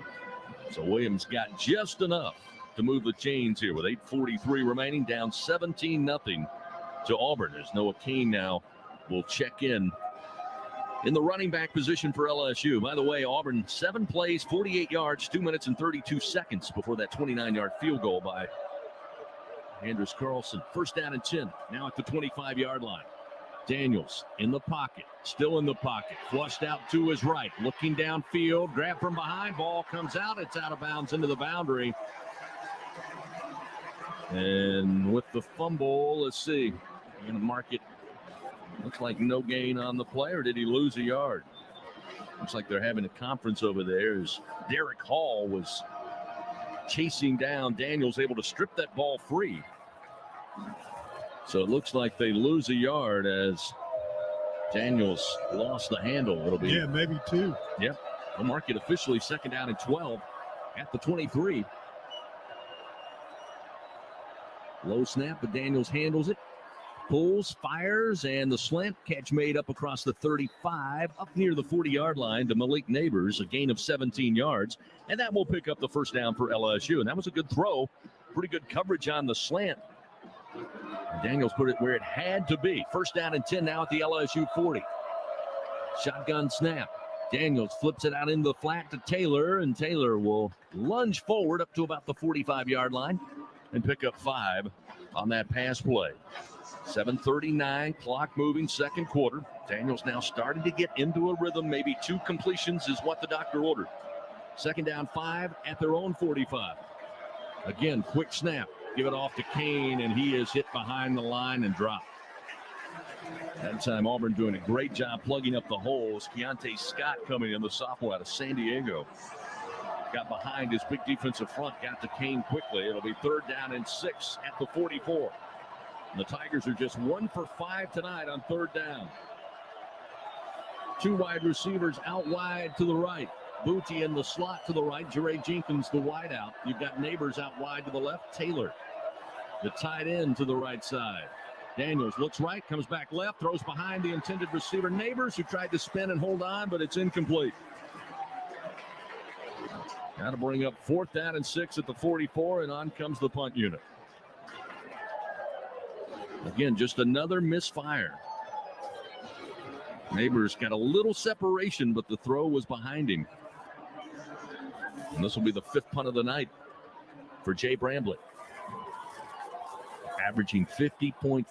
Able to pin back Auburn late in that first quarter, but they went 99 yards for their 2nd score of the night. See if he can pin them back deep again.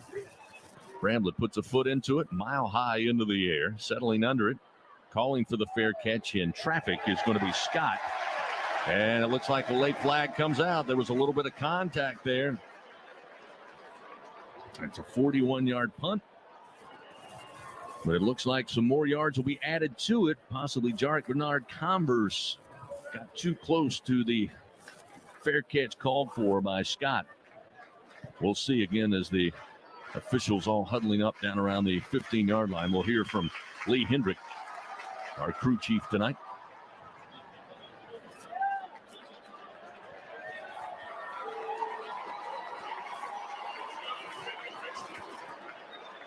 So a 15-yard penalty. The microphone apparently not working for our referee, or he forgot to hit the button.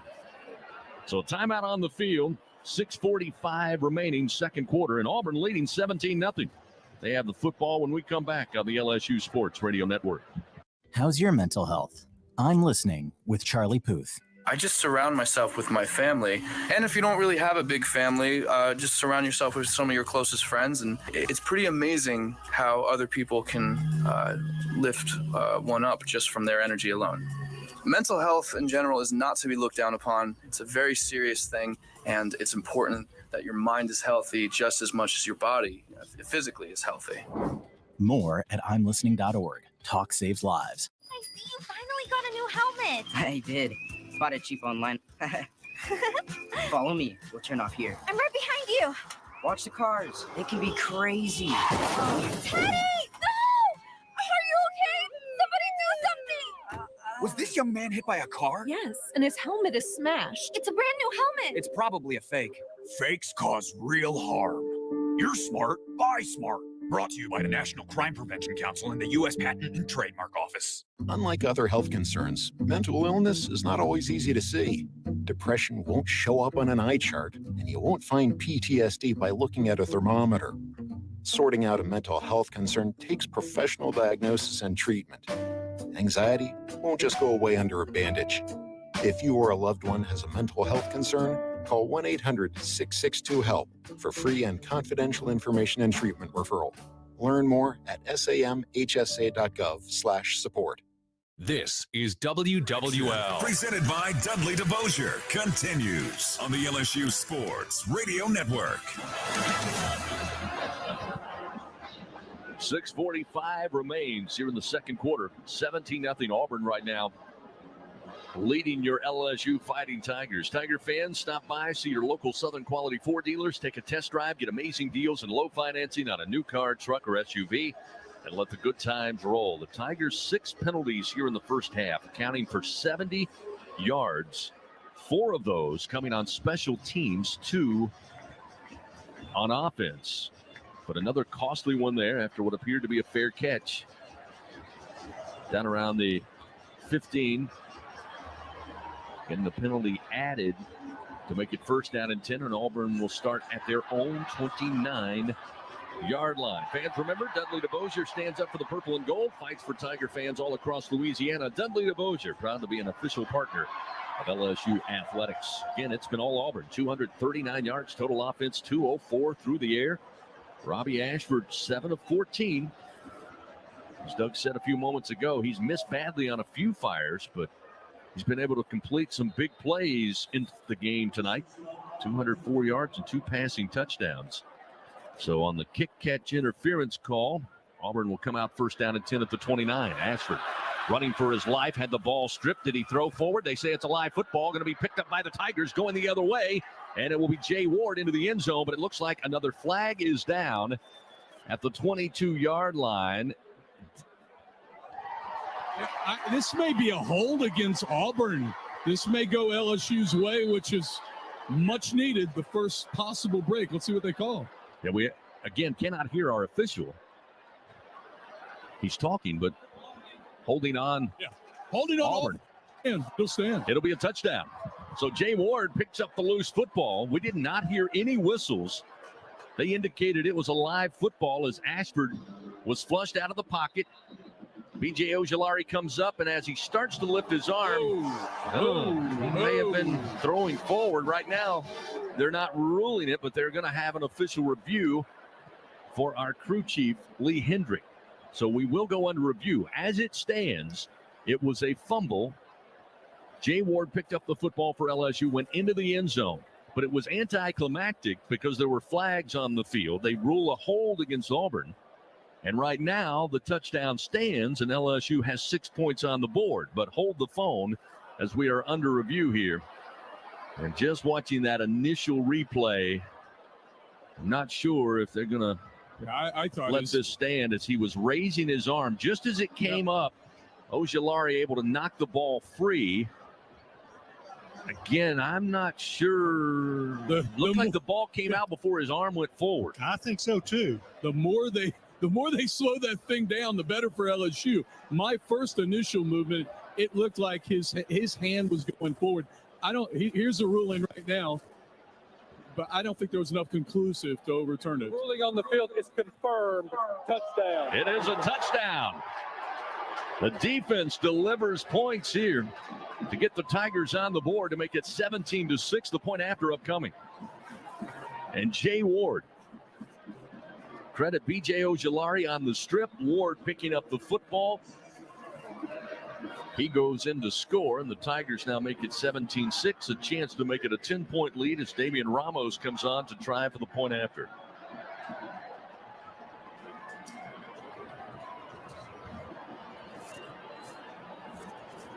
Waiting on the snap.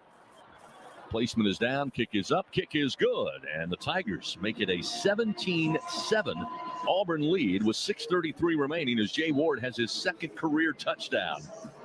The nickelback picks up the fumbled football, rambles it in. And the Tigers now will kick it back to Auburn in just a moment. Timeout on the field. It's a 17-7 Auburn lead. 6:33 remaining before halftime. We'll be back after this on the LSU Sports Radio Network. Hey, y'all, I'm Amanda Shaw. We all know Louisiana is as fun as all get out. So get out, take a road trip, and explore our state. Fill her up, then try a new restaurant that's as fun-loving as it is food-loving. Grab the family and take off for monumental adventures at our 21 state parks. Or take a magical minivan tour along our 19 scenic trails and byways. Louisiana's a trip. Take one today. This is Lieutenant Governor Billy Nunez. Plan your road trip at LouisianaIsATrip.com. Hi, I'm Kevin Falk, LSU Hall of Famer. My years at LSU were amazing. I've always loved celebrating with my teammates, especially when someone was serving up some delicious Manda salsa. For a lot of Tiger fans, it's just not game day without Manda in the mix. Serving top quality sauces and original season is Manda's strong side. But it's not Manda's flavor that's always got me running back for more. You get it, running back for more.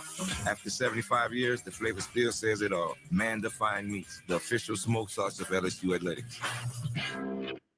Bridgeway Hospice is the official hospice of LSU Athletics. Bridgeway Hospice would like to thank you, South Louisiana, for allowing them to care for your loved ones. Help them celebrate 10 years of local hospice care by asking your healthcare provider for Bridgeway Hospice. They come to you in-home, assisted living, or nursing facilities. Now with 3 locations to better care for your loved ones in the greater Baton Rouge, Acadiana, and Plaquemine areas. Bridgeway Hospice says go local and go Tigers. Second quarter action, presented by Dudley DeBosier, continues on the LSU Sports Radio Network. 17-7 our score, 6:33 still remaining second quarter. LSU gets on the board. Defense delivers, forcing the turnover as Robbie Ashford sprinting out to his right, had the ball stripped loose by B.J. Ojulari, caused the fumble. Jay Ward would pick it up, takes it on in for the score. Ruled holding against Auburn offensively, and the score would stand. LSU connects on the point after, and it's a 10-point ball game here as they get set to kick it back to Auburn.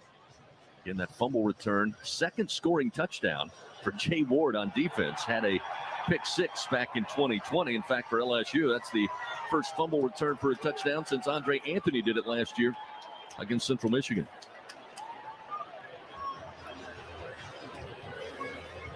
So now special teams coming out to kick this one off. Again, Nathan Dybert handling those duties tonight for LSU. And special teams have been a little wobbly, to say the least. 4 of the 6 penalties tonight for the Fighting Tigers coming in the special teams department. And Dybert tees it up at the 35, waiting to come back from television commercial. Back deep Jarquez Hunter and Damari Alston, a freshman out of Atlanta, back deep for Auburn.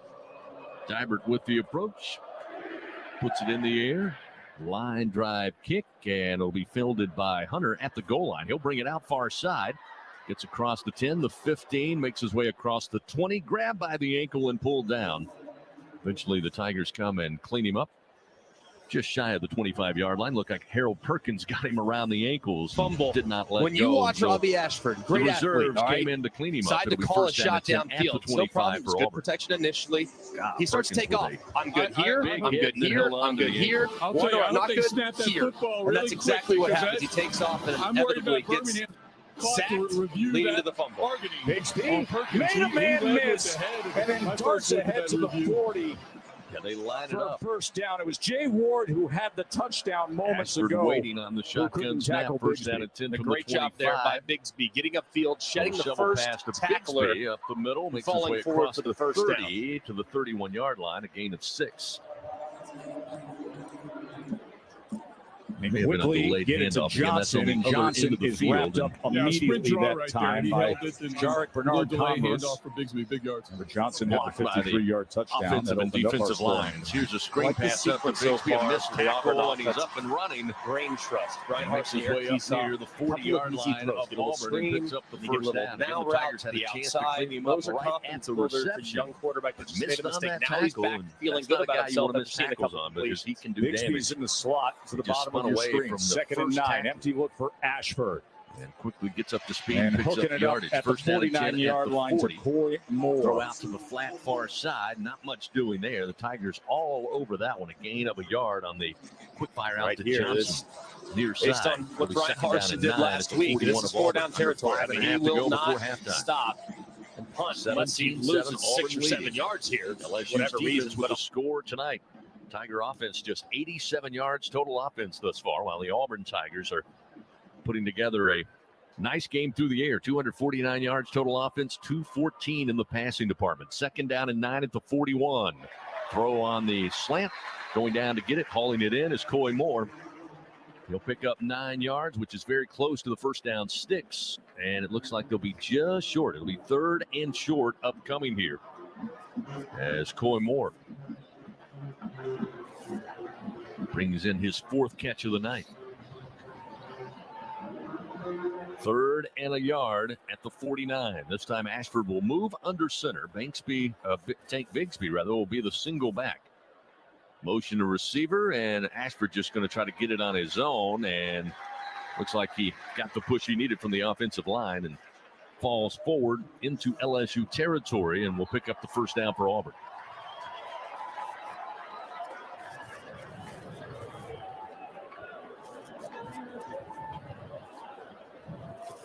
Right now, Auburn's offense averaging 8 yards per play here in the first half, and the Tigers of LSU just over 3 yards per play.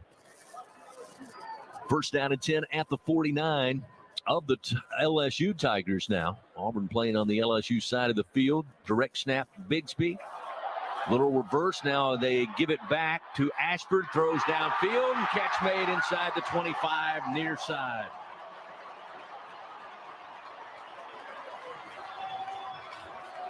A 26-yard reception. Omar Kelly hauls it in after they go to the gadget bag, and it works. Just out of the reach of a Tiger defender, B.J. Ojolari, who had his hand up, but the ball just went by him. This time they'll give it off to Bigsby. Coming near side, stops, plants, comes back middle of the field. Picks up a little bit of yardage, not much. LSU able to chase him down quickly. Jay Ward in on the tackle, maybe only a yard gain. But with 3:15, Auburn just outside the LSU red zone here.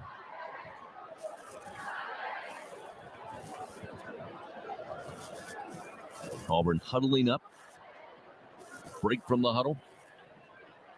On second down, they'll have Bigsby on a wing to the left side of Ashford. Motion Johnson across the formation, right to left. Snap back, Ashford, quick fire, and it's incomplete. Coming across the formation in motion was Coy Moore. He never saw the football, went right by his head. Again, that was pretty good pressure by LSU, and Ashford had to dump it off quickly, but sets up 3rd down and about 9 here from the LSU 23-yard line. Auburn, though, 5 for 8. 3rd down efficiency much improved so far in the first half for Coach Harsin and company. 3rd and 9 at the 23. LSU gets the personnel, Sage Ryan, just off in time as Auburn lines it up. Bigsby in the backfield with Ashford. Ashford looking to throw to Bigsby, gets it to him, and he's hit hard and dropped back at the 25-yard line by Mekhi Garner, who introduced himself. The junior out of Mesquite, Texas, put a blow on Tank Bigsby, who just fell down. You don't see that often. No gain on the play, and it'll set up 4th and 9, and we'll see Anders Carlson, who hit earlier from 29 yards out. He'll try his second attempt. Again, he is now 5 of 6 on field goals for the year.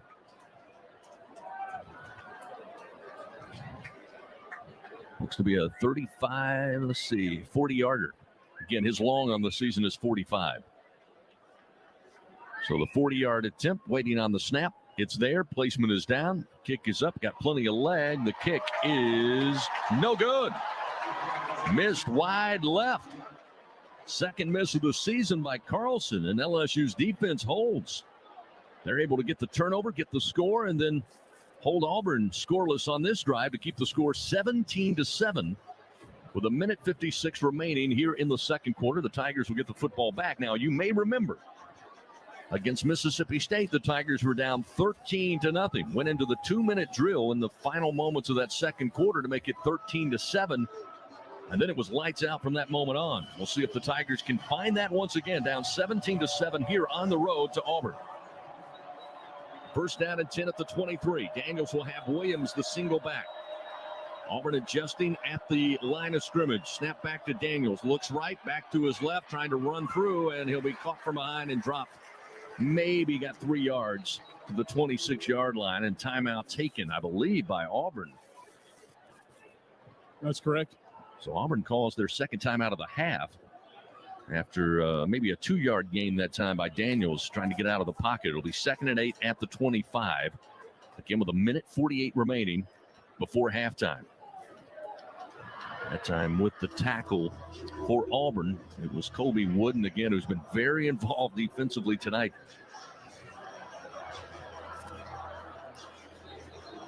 He's got 4 tackles, all 4 solos at this point. Cintas proudly helps local Louisiana businesses stay clean, safe, and ready for the workday for over 35 years. Coming up, the Super One Foods halftime report. Get scores from around the SEC and around the country with Brian Haldane in the Capital One studios. Before we go to that, we'll hear from head coach Brian Kelly and his thoughts on the first 30 minutes of action. But we still have 1:48 here. 2nd down and 8 from the Tigers' very own 25-yard line. Williams to the left side of Daniels. He'll get the screen pass. Auburn is there, and they blow it up.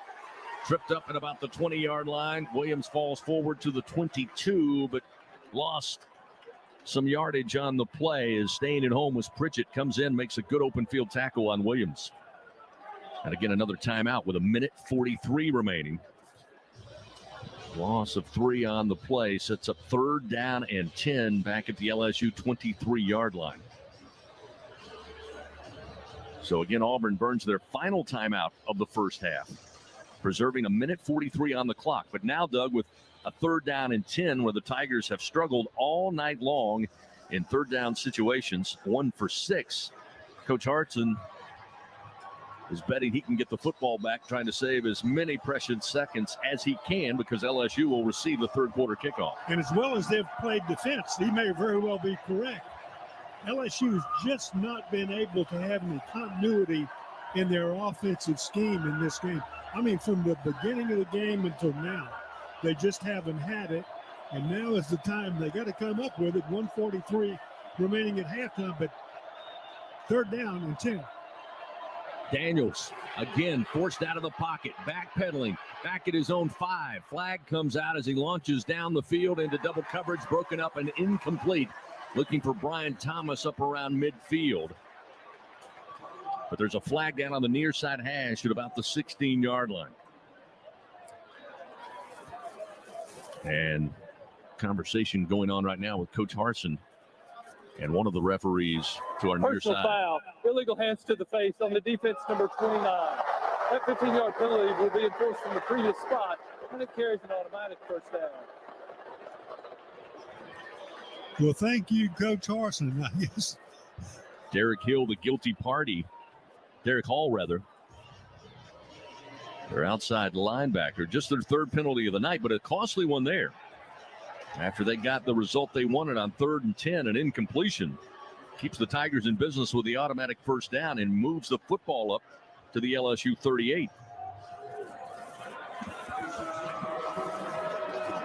Still a minute 33 remaining. LSU has all 3 timeouts still in their hip pocket. 1st and 10 from the 38. Noah Kane checks in as the running back. Neighbors out wide to the left. Mason Taylor, the tight end in the right slot, moves now to the left side of the formation. Daniels looks left, slings the football out. It's incomplete. Off the mark up around the 48-yard line, looking for Neighbors again.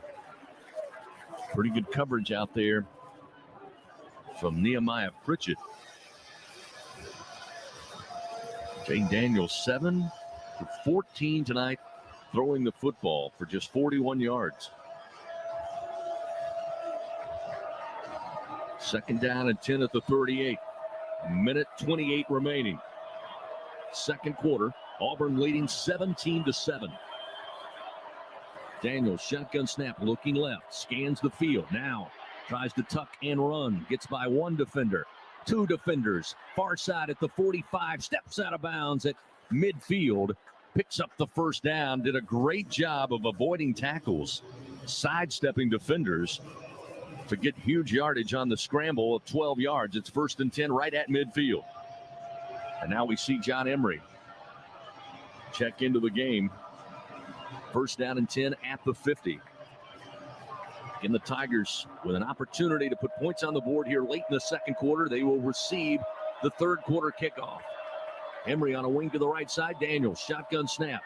Has pressure, feels it, moves to his right, and we'll just throw this one away into the Tigers sideline and live to fight another down. 2nd down and 10 upcoming at the 50. Fan Super One Foods has super low prices on all your game day favorites. So up your grocery game and score big with Super One Foods. Bringing you the Super One Foods halftime report coming up in 1 minute and 10 seconds of gameplay remaining. 2nd down 10 at midfield. John Emery will remain the running back to the left side of Jayden Daniels. 2 receivers left, 1 to the right. Handoff Emery. Emery turned around, trying to backpedal his way inside the 45. Going to be stopped at about the 46 of Auburn. So a gain of 4 yards. And a timeout taken by LSU with a minute 6 remaining on the 2nd quarter clock. Their first timeout. Again, they have 2 more remaining. Maybe about a 5-yard gain. They mark it at the 45 of Auburn. So they give Emery a little bit of forward progress at the end of that run. It'll be 3rd down and 5 upcoming. And LSU just 1 for 6. Again, a penalty kept them in business on their last 3rd down try. Again, not 3rd and short, not quite 3rd and long. You got to find 6 yards, keep this drive moving. Emery's going to line up wide in the slot to the right side. Kyron Lacey, the wide out to the right. They'll have Besh, Taylor, and Jeray Jenkins wide to the left side. Empty backfield on 3rd and 6 for Jayden Daniels. Again, Auburn's been able to cause pressure with just a 3- and 4-man rush. Here's the snap to Daniels.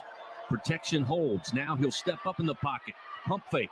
Now he's running to the 40 and stop there as he's spun down very close to the first down sticks. And it looks like he's going to get a favorable marking inside the 40, right at the 40-yard line. It is a first down for LSU.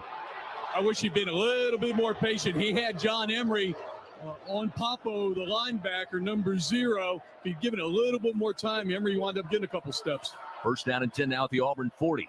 Daniels with time in the pocket, now flushed out to his right, and again, we'll just throw this one away. Takes a bounce into the Golden Band from Tigerland, who's down there getting ready to take the field later at halftime. 2nd down and 10 at the 40. Again, Auburn, as Gordy has pointed out a number of times here in the first half, able to really cause disruption, force him out of the pocket with basically a 3 or 4 man rush. Nothing very exotic from Auburn. They're just winning the battle at the line of scrimmage. 2nd down and 10 at the 40. Snap back to Daniels. In the flat, Emery's got it wide open, far side, 30, 25, 20. Leaps over a man and is dropped at about the 1 yard line. Tried to go over the top, but picks up 38 yards on the quick hitter to John Emery. And Emery on the season, just his 3rd catch. And it sets up 1st down, goal to go from the 3 yard line of Auburn. And LSU going to call a timeout with 33 seconds remaining on the 2nd quarter clock. Well, Gordy, they missed Emery the first time. That time design play gets it to him, and nobody responsible for John Emery. Maybe responsible, they just weren't there. Yeah, and I'll tell you, that's the beauty of this 2-minute drive. We talked about, whoa, bad time to come to the sideline, guys. Getting loud down here. But the Auburn, hands on hips, they were getting pressure, but they were gassing. When you go 2 minutes, the defensive front 7 does not have a chance to substitute.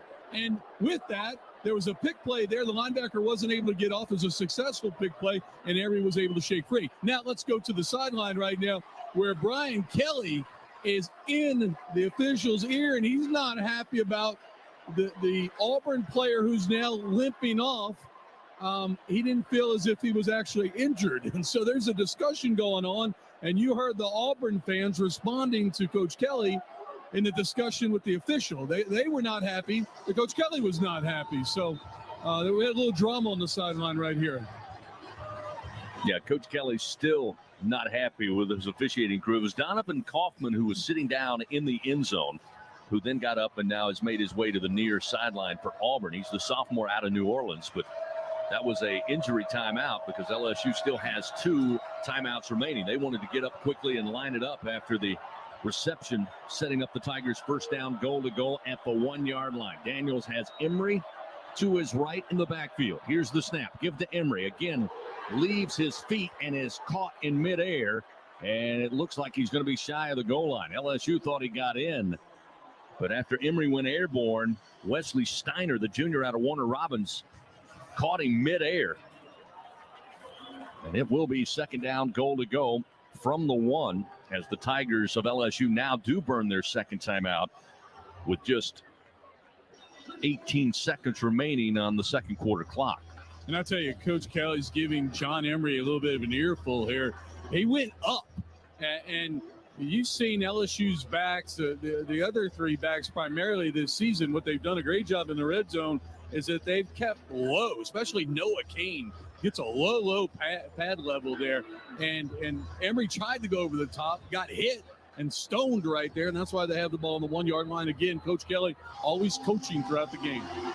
Yeah, I didn't believe for one moment he wanted to see Emery go airborne there. So now, after burning that timeout, it will be 2nd down, goal to go at the Auburn 1.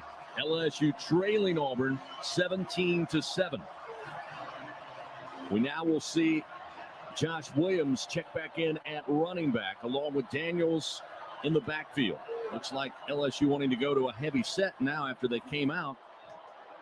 Appears to be another timeout or a review. We're going under review here. So somebody in Birmingham must have triggered the review, an official review brought to you by Acme Oyster House. So our official and crew chief Lee Hendrick slaps on the headphones and will stare into that tiny screen down there at about the 15-yard line. So we'll see what this play is under review as to whether or not Gordy he crossed the plane. Yeah, I think so. He did. Now that I just saw this from the pylon cam, I didn't know that the pylon cam. I got a good look at it. I think he did break the plane. That one's not going to show it.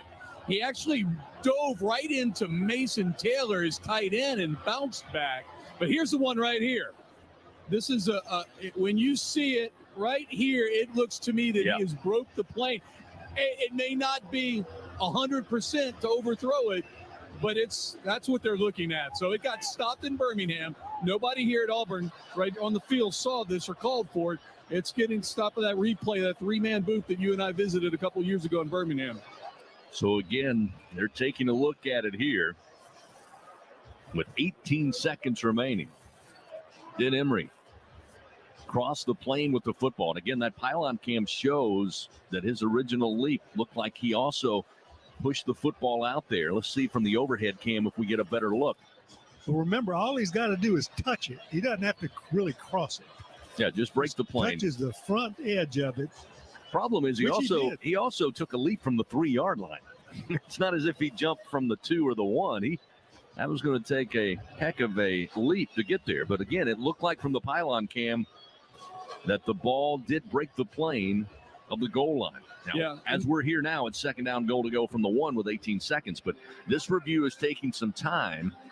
And Chris, I'll tell you, and the pylon, for those at home listening, pylon is a long shot, and it was a little foggy. I just said Paul Boudreau to wipe After it off. review, the ruling on the field stands. Yeah. Second down. The call stands. It wasn't enough. It was close, but again, it was so far. And that was my concern, that it was such a far shot from that little camera that it wasn't going to be conclusive. So the Tigers will have to come out, look at second down goal to go from the Auburn 1. 18 seconds remain. Auburn leading 17-7. LSU looking for their first offensive touchdown of the night. Daniels working with Williams in the backfield. They go double tights. Big, heavy formation. Daniels will keep it himself off the right side. Call his own number. Touchdown, Fighting Tigers. He waltzes into the end zone. His third rushing touchdown of the season. Credit the tight end. Doing a great job, Cole Taylor, coming over and just kept the defenders from getting to that right edge and allowed Daniels untouched to go in to make it a 17-13 ball game with Ramos on trying to cut it to a 3-point ball game.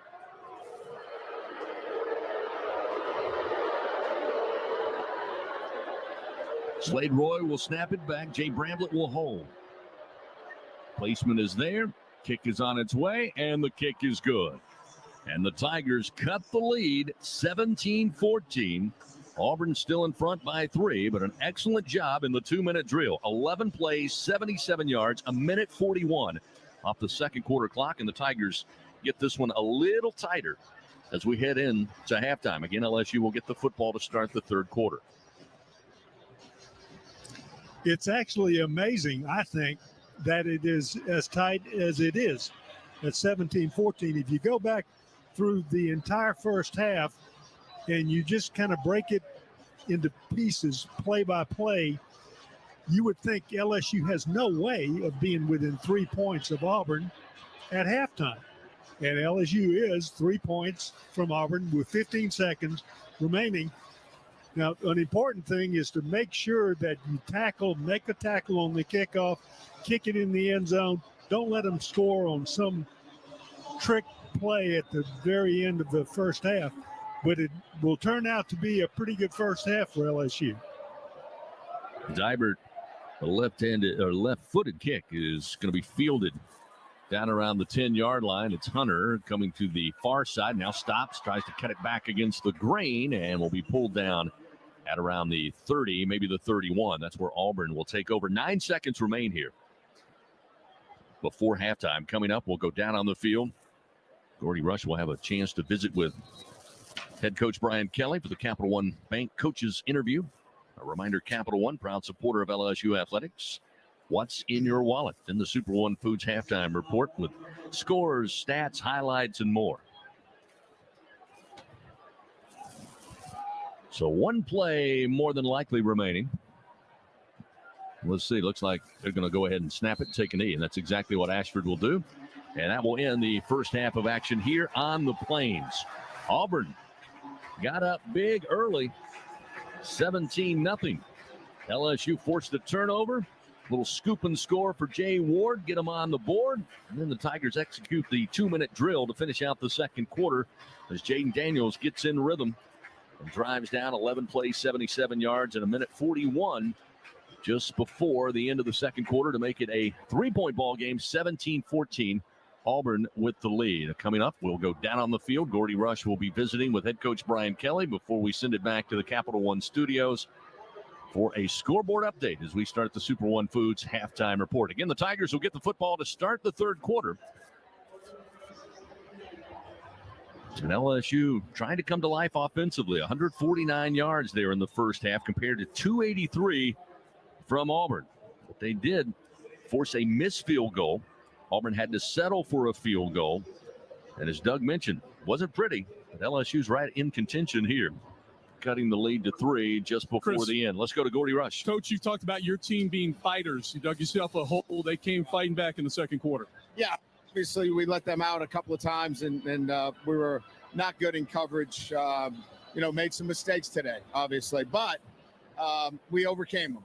We got a great play defensively, a scoop and score touchdown, and then we responded at the end of the half. And proud of the guys.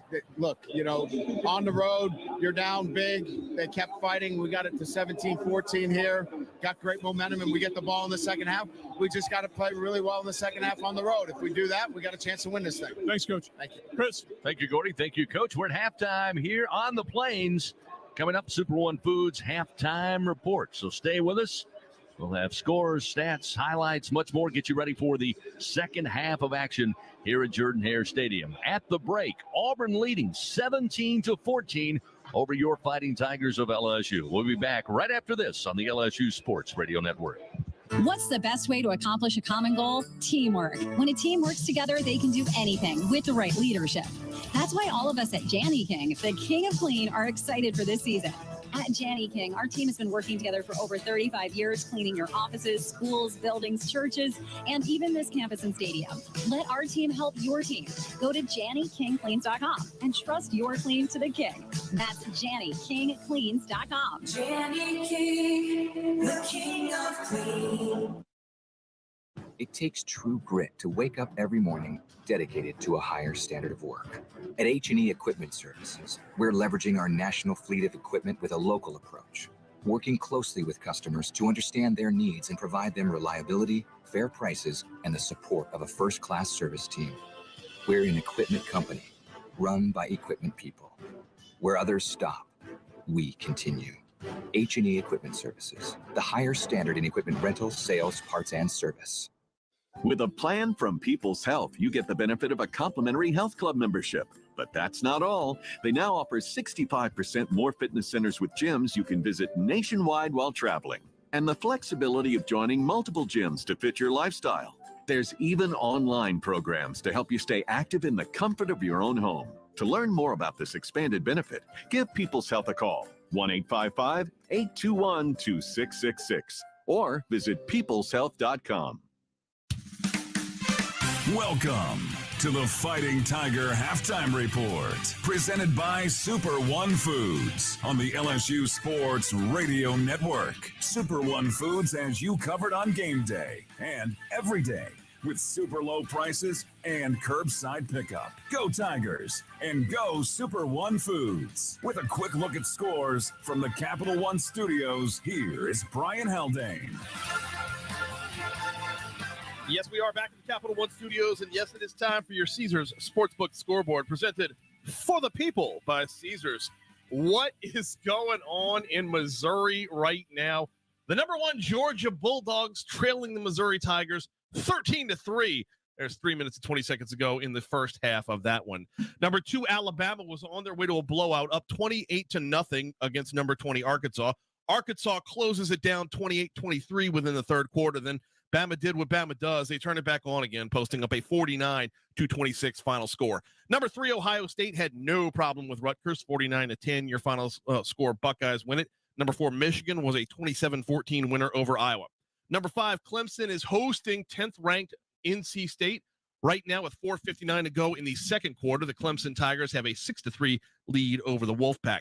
Number 6, USC does not kick off until 9:30 versus Arizona State tonight. Kentucky fell behind early in Oxford, kept it close, but a couple of missed extra points and turnovers caused them to fall to Ole Miss 22-19. 9th-ranked Oklahoma State, an 11-point winner over number 16 Baylor, 36-25 your score. Number 11 Penn State beats Northwestern 17-7. 12th-ranked Utah had no problem with Oregon State, 14-16 Utes. Number 13 Oregon kicks off at 10 o'clock tonight versus Stanford. 15th-ranked Washington lost to UCLA last night, 40-32. Will Rogers was good for 329 yards and 3 touchdowns as Mississippi State hands Texas A&M their second loss of the season, 42-24 there. TCU had their way with number 18 Oklahoma, 55-24 there. Number 19 BYU topped Utah State 38-26. Purdue beats number 21 Minnesota 20-10, and number 22 was 10 points better than number 23. Wake Forest beats Florida State 31-21.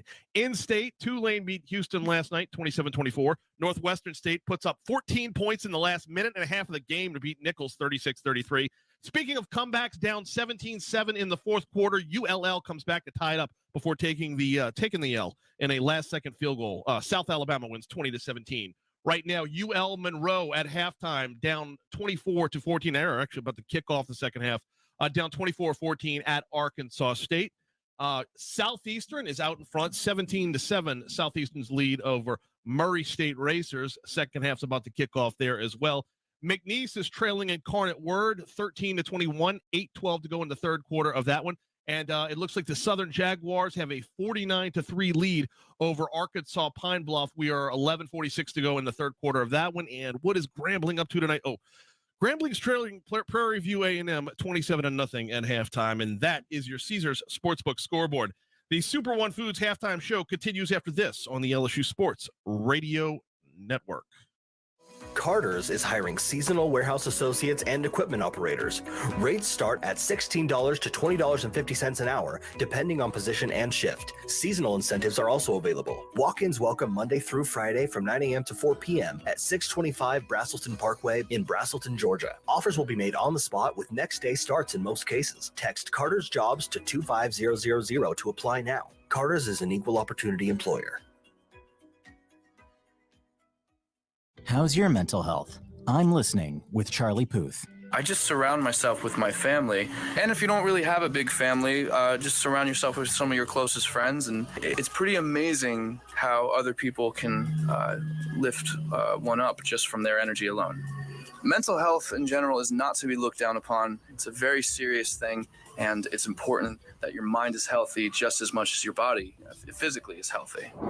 More at imlistening.org. Talk saves lives. Everyone, Al Roker here. As a guy with his own catchphrase, I appreciate that Smokey's only said, "Only you can prevent wildfires." But I'm filling in because there's a lot more to report. Like when there are parched or windy conditions out there, you gotta be extra careful with things like burning yard waste. After all, wildfires can start anywhere, even in your neck of the woods. Go to SmokeyBear.com to learn more about wildfire prevention. Brought to you by the U.S. Forest Service, your state forester, and the Ad Council. This is WWL. From the Ad Council. We continue on the Fighting Tiger Halftime Report. Presented by Super One Foods on the LSU Sports Radio Network.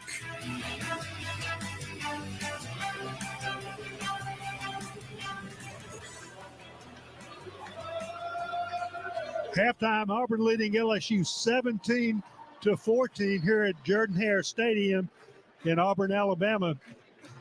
Let's take a look at the scoring plays in the first half. Auburn had the first three scores, and I'll tell you those. We won't replay them for you. We will replay the LSU scoring plays. In the first quarter, at the 12:57 mark, Auburn with a 53-yard pass to Johnson from Ashford. Carlson with the kick. 6 plays, 69 yards on the drive. Took a minute and 56 seconds. In the second quarter, with 14:04 remaining, Brown with an 18-yard pass from Ashford. Carlson the kick. 6 plays, 99 yards. That's 99 yards from your own 1-yard line. They drove 99 yards, 2 minutes, 56 seconds. Auburn led LSU 14-0. Auburn then got the next 3 points, a 29-yard field goal from Carlson at the that took 2:32, 7 plays, 48 yards, 17-0. Looked dismal for LSU at that point. But in the second quarter, at the 6:33 mark, Ward with a 23-yard fumble return. Ramos with the kick. 12 seconds it took for LSU to pull to 17-7.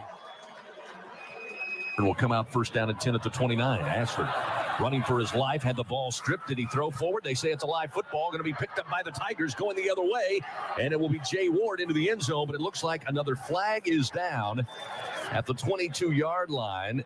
The ruling on the field is confirmed. Touchdown. It is a touchdown. The defense delivers points here to get the Tigers on the board to make it 17-6, the point after upcoming.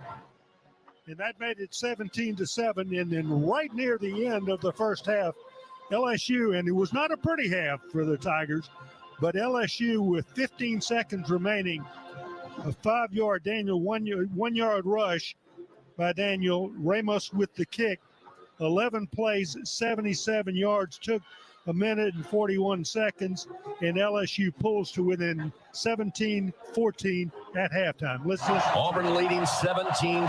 LSU looking for their first offensive touchdown of the night.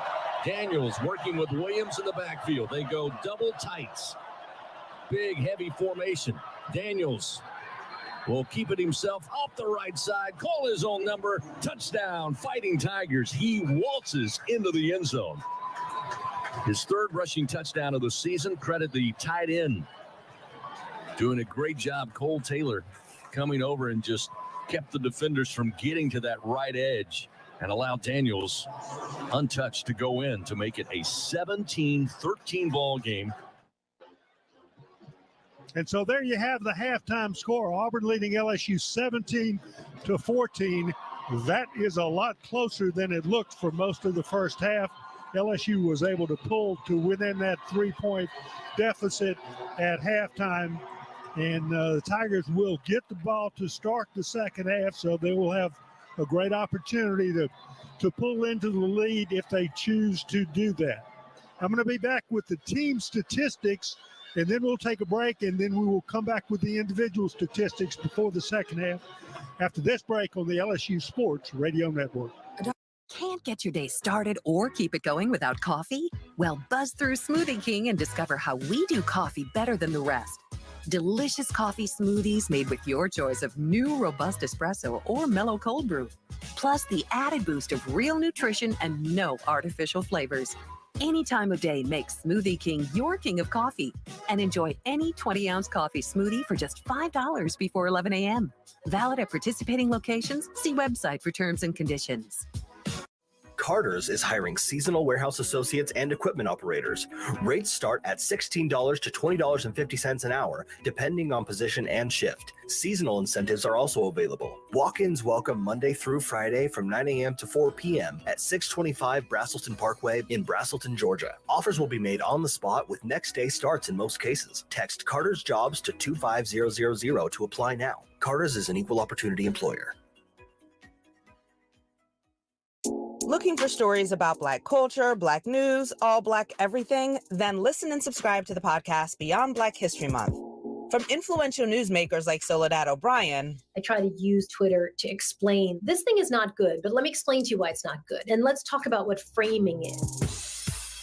To why Game of Thrones fans can believe in dragons, but not a Black Targaryen. Or Valerion, technically. Find Beyond Black History Month on the Odyssey app or wherever you get your podcasts from. This is WWL. With more on the Fighting Tiger Halftime Report. Presented by Super One Foods on the LSU Sports Radio Network. 17-14, Auburn leading LSU at halftime. Let's take a look at the team statistics. First downs, LSU with 10, Auburn with 11. LSU rushed 22 times, 69 yards. Auburn 18 times, 36 yards. Passing yards, LSU had 80. Auburn had 247. The Tigers completed 8 of 17, no interceptions. Auburn was 12 of 20, no interceptions. Total offense, LSU 39 plays, 149 yards. Auburn 38 plays, 283 yards. LSU had one fumble return. That was for the touchdown, remember. Of 23 yards, Auburn had none. Punt returns, none for LSU. Auburn 1 for 15 yards. Kickoff returns, 2 for 43 for LSU. Remember, that kick return that started the game kind of set a negative tempo, and it took a long time for the teams to get out of that. Auburn, 3 kickoff returns for 61 yards. LSU punted 5 times for an average of 48.8. Auburn 2 times for an average of 47. Fumbles, LSU had 1, no lost. Auburn had 3 fumbles. They lost 1 of them. Penalties, LSU 6 for 70. And boy, they were untimely penalties that really hurt LSU. Auburn with 3 for 25. Time of possession, LSU 13 minutes, 29 seconds. Auburn 16-31. Third down conversions, LSU 2 of 7. Auburn 5 of 9. Fourth down conversions, none for either team. In red zone scores and chances, LSU 1 for 1. Auburn 2 for 2. So there you have the team statistics. I'll have the individual statistics after this break on the LSU Sports Radio Network. You fans, your first bet with Caesars Sportsbook is on us, up to $1,250. Download the app using promo code LSUFull and then place your first bet. If you win, congrats. But if not, you'll get your wager back as a free bet. Open to new users in Louisiana who are 21 or older. Not available in prohibited parishes. Licensed through Horseshoe Bossier City and Harris New Orleans. If qualifying bet loses, bet amount returned as credit. Must use within 14 days. See Caesars.com/promos for full terms. Gambling problem? Call 1-877-770-STOP. Caesars Sportsbook, the official sports betting partner of LSU. Are you a homeowner looking to keep your home cool while saving money? Perhaps you're an HVAC contractor who wants to offer customers more efficient, more consistent home comfort. Luxair is the name to know for unmistakably efficient and reliable home cooling, and great business building programs for contractors too. Contact your Luxair dealer to find out more. Or if you're a contractor, visit solarsupplyluxair.com to learn about working with Luxair. Albertsons is making shopping and saving easier than ever. Check out Albertsons For You in our mobile app, where you can shop for groceries and save weekly with digital coupons all in one place. With Albertsons For You, you can earn rewards points every time you shop and redeem them for free groceries. Brand new Albertsons For You members receive $5 off their next $25 purchase just for signing up. Download the Albertsons app or go to albertsons.com to sign up. Albertsons, fresh food, local flavors. Are you tired of lugging your grill to every tailgate you attend? Do you want a more convenient portable option that is environmentally friendly? Look no further than Charbox. Charbox is the world's only green disposable grill box. Charbox is a ready-to-use grill box with uniquely formulated all-natural charcoal that can last 3 to 6 hours. It's easy to light, easy to use, easy to clean up, and recyclable. Get yours today at charbox.com. That's CHRBOX.com. This has been the Fighting Tiger Halftime Report, presented by Super One Foods. Super One Foods has you covered on game day and every day, with super low prices and curbside pickup. Go Tigers and go Super One Foods. The second half is coming up on the LSU Sports Radio Network. 17-14, Auburn leading LSU at halftime here at Jordan-Hare Stadium in Auburn, Alabama. Let's take a look at the individual statistics.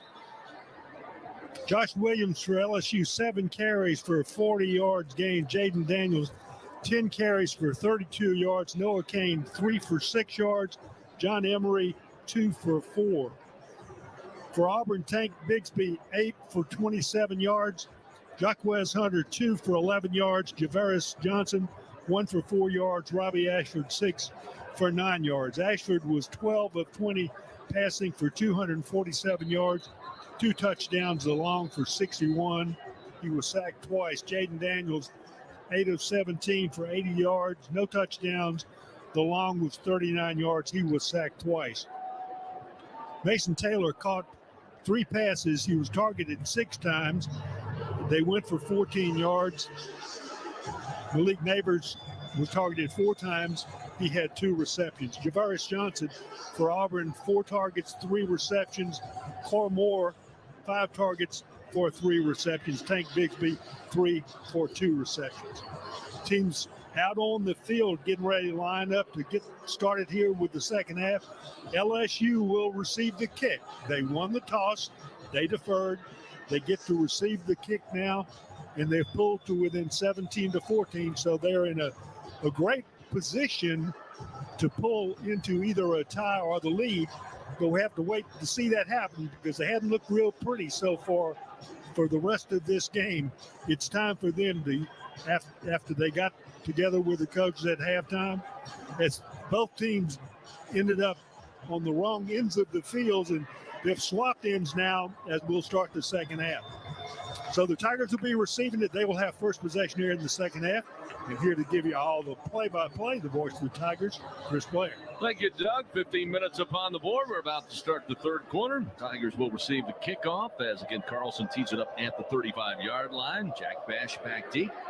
John Emery back there as well. Bash calls for the fair catch and will field it right at the goal line, and LSU will start first down and 10 at the 25-yard line. Let's go down for another Sunshine Sideline report. Gordy Rush, great news for Seven Banks. Yeah, actually in the LSU locker room, walking around on his own, little tingly still, but got the full story. When they saw him down, he was awake, but didn't have movement and slowly got a little tingly back on the sideline. Obviously, they moved him. So great news. He is back at the stadium. He's going to watch from the locker room. Absolutely wonderful news. First down and 10 at the 25. LSU put together that 2-minute drill to end the second quarter. 11 plays, 77 yards in a minute 41.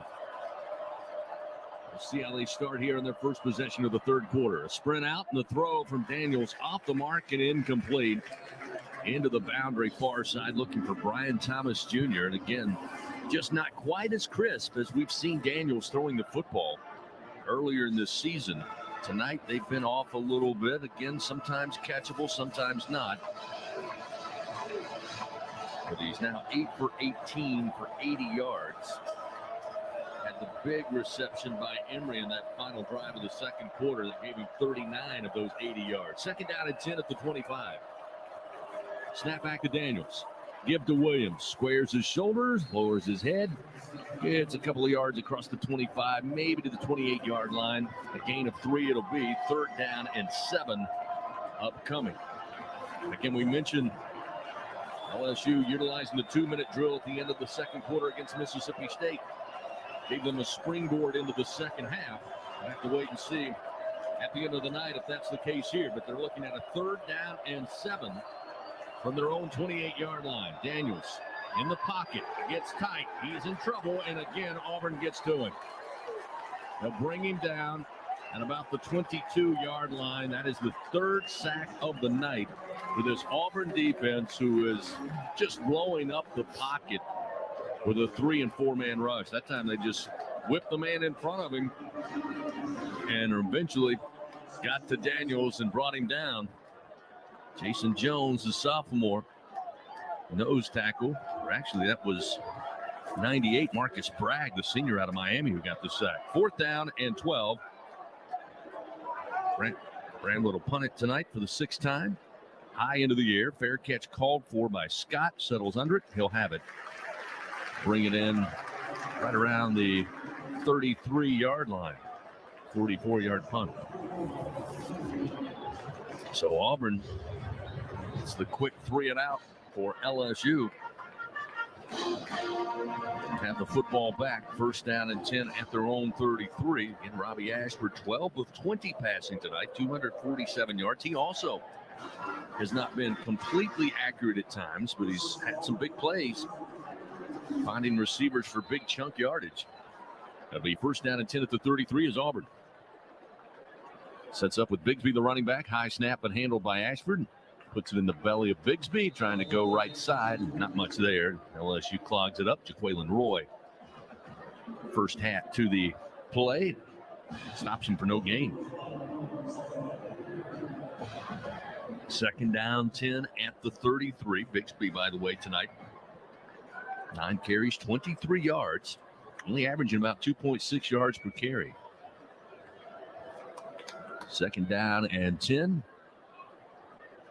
Ashford taking his time. LSU pressures the line of scrimmage. Now the high snap.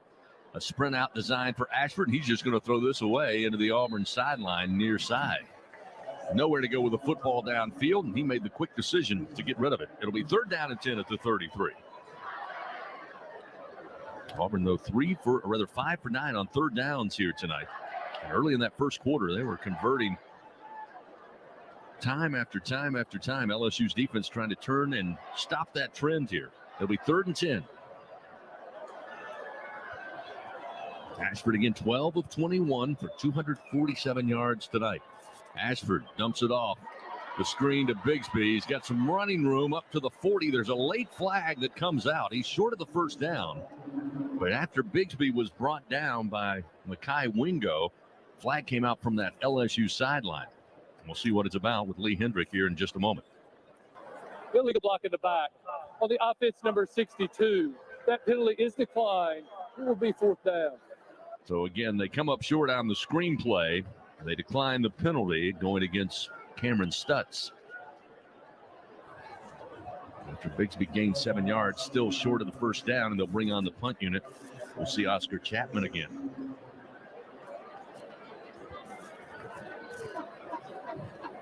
So not much doing for either team in the opening moments of the third quarter thus far. Kind of a lull here at Jordan-Hare Stadium. Pretty quiet for a large crowd. Chapman puts it up in the air. Fielded by Best. She'll call for the fair catch and have it at the 10. So a 49-yard punt, no return, and we got a timeout on the field. LSU with their second possession here in the second half. Trailing Auburn 17-14. 12:27 remains third quarter. Back after this on the LSU Sports Radio Network. Carter's is hiring seasonal warehouse associates and equipment operators. Rates start at $16 to $20.50 an hour, depending on position and shift. Seasonal incentives are also available. Walk-ins welcome Monday through Friday from 9 a.m. to 4 p.m. at 625 Braselton Parkway in Braselton, Georgia. Offers will be made on the spot with next day starts in most cases. Text Carter's Jobs to 25000 to apply now. Carter's is an equal opportunity employer. I'm Listening reminds you that you are not alone and that talk saves lives. There's a new national hotline for mental health-related distress, 988. When you call or text 988 from any phone, you will be connected directly with trained counselors in over 200 crisis centers nationwide. They can get you the help you need anytime, anywhere. 988, the new National Suicide Prevention Lifeline. Talk saves lives. And with 988, talking is only 3 digits away. Find out more at imlistening.org. This week in music. Gorilla's upcoming album Cracker Island features a collaboration with Stevie Nicks. Nicks had only one demand for taking part in the song, that he become an honorary Gorillaz cartoon. Cracker Island is out February 24th. Beck has released a cover of the Neil Young classic Old Man. The track first debuted during a promo for a Sunday Night Football matchup. Neil Young doesn't seem to have a comment, but Beck's version of Old Man is available now. For more, visit Odyssey.com. Looking for stories about the Black community and you don't want to wait until, February? Then check out Beyond Black History Month, the podcast that tells inclusive stories year-round. Like how today's labor movement is connected to the civil rights movement, and why Black neighborhoods keep getting hit with water crisis after water crisis. We're still being charged for water that we can't use. Listen and subscribe to Beyond Black History Month on the Odyssey app or wherever you get your podcasts from. Can't get your day started or keep it going without coffee? Well, buzz through Smoothie King and discover how we do coffee better than the rest. Delicious coffee smoothies made with your choice of new robust espresso or mellow cold brew. Plus the added boost of real nutrition and no artificial flavors. Any time of day makes Smoothie King your king of coffee. And enjoy any 20-ounce coffee smoothie for just $5 before 11 a.m. Valid at participating locations. See website for terms and conditions. Is WWL. Third quarter action continues. Presented by H&E Equipment Services on the LSU Sports Radio Network. 17-14 our score on this Saturday night from Jordan-Hare Stadium. Auburn leading LSU. Tigers have the football. We get back to action. First down and 10 from their own 10-yard line. Fans, H&E Equipment Services, the official construction equipment partner of LSU Athletics. For all of your rental needs, call 877-700-RENT or visit herentals.com today. Let's check the Caesar Sportsbook scoreboard. Missouri at halftime leading Georgia. Number 1 Bulldogs trailing on the road in Como 16-6. as they go into the halftime break. A little surprising there. And, of course, Auburn next week will head to Athens, get between the hedges against the Bulldogs. Tigers, of course, will start it out at 11 a.m. against Tennessee inside Tiger Stadium. First down and 10 from the 10-yard line. LSU takes over. Snap to Daniels. He'll hand it off to Kane. Kane just off the right edge, able to find a little bit of room. And up the middle of the field, near side hash, he's able to pick up right at 10 yards. May pick up the first down right out of the gate here. Let's see. Nope, they're going to say if his knee was down at about the 16-yard line. So he gained 6. It'll be second down and 4. And the Tigers continue to run by committee in the backfield. Here's Daniels on a sprint out. Now he'll decide to tuck and run. He's got some daylight far side up across the 25.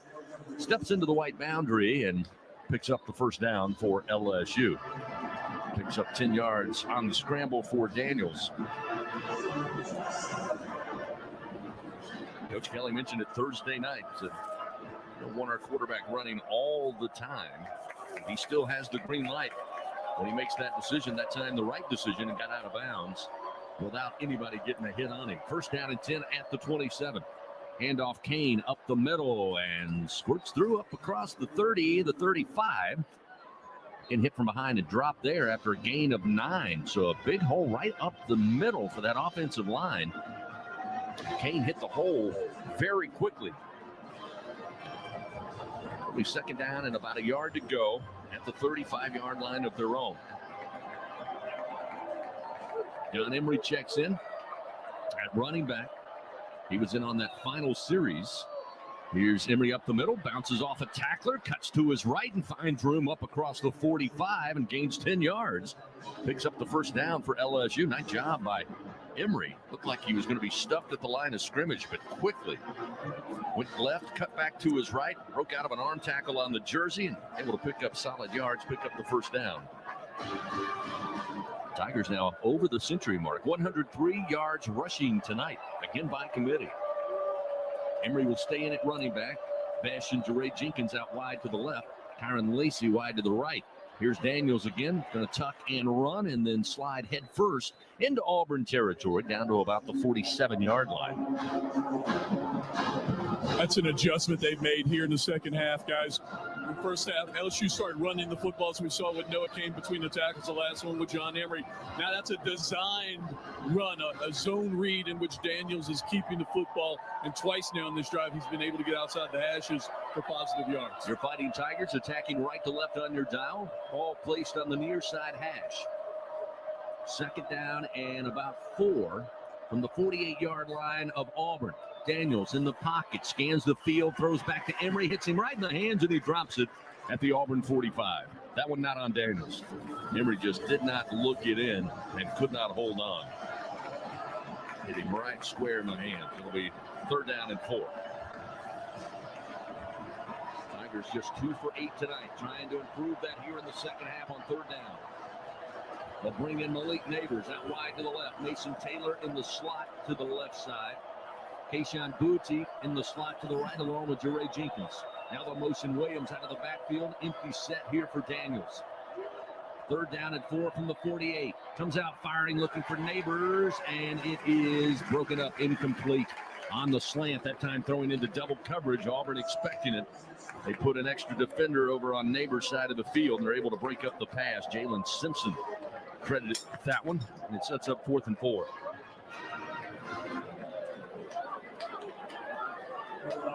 .9:38 remaining here in the third quarter. And the Tigers again will have to come and punt it away.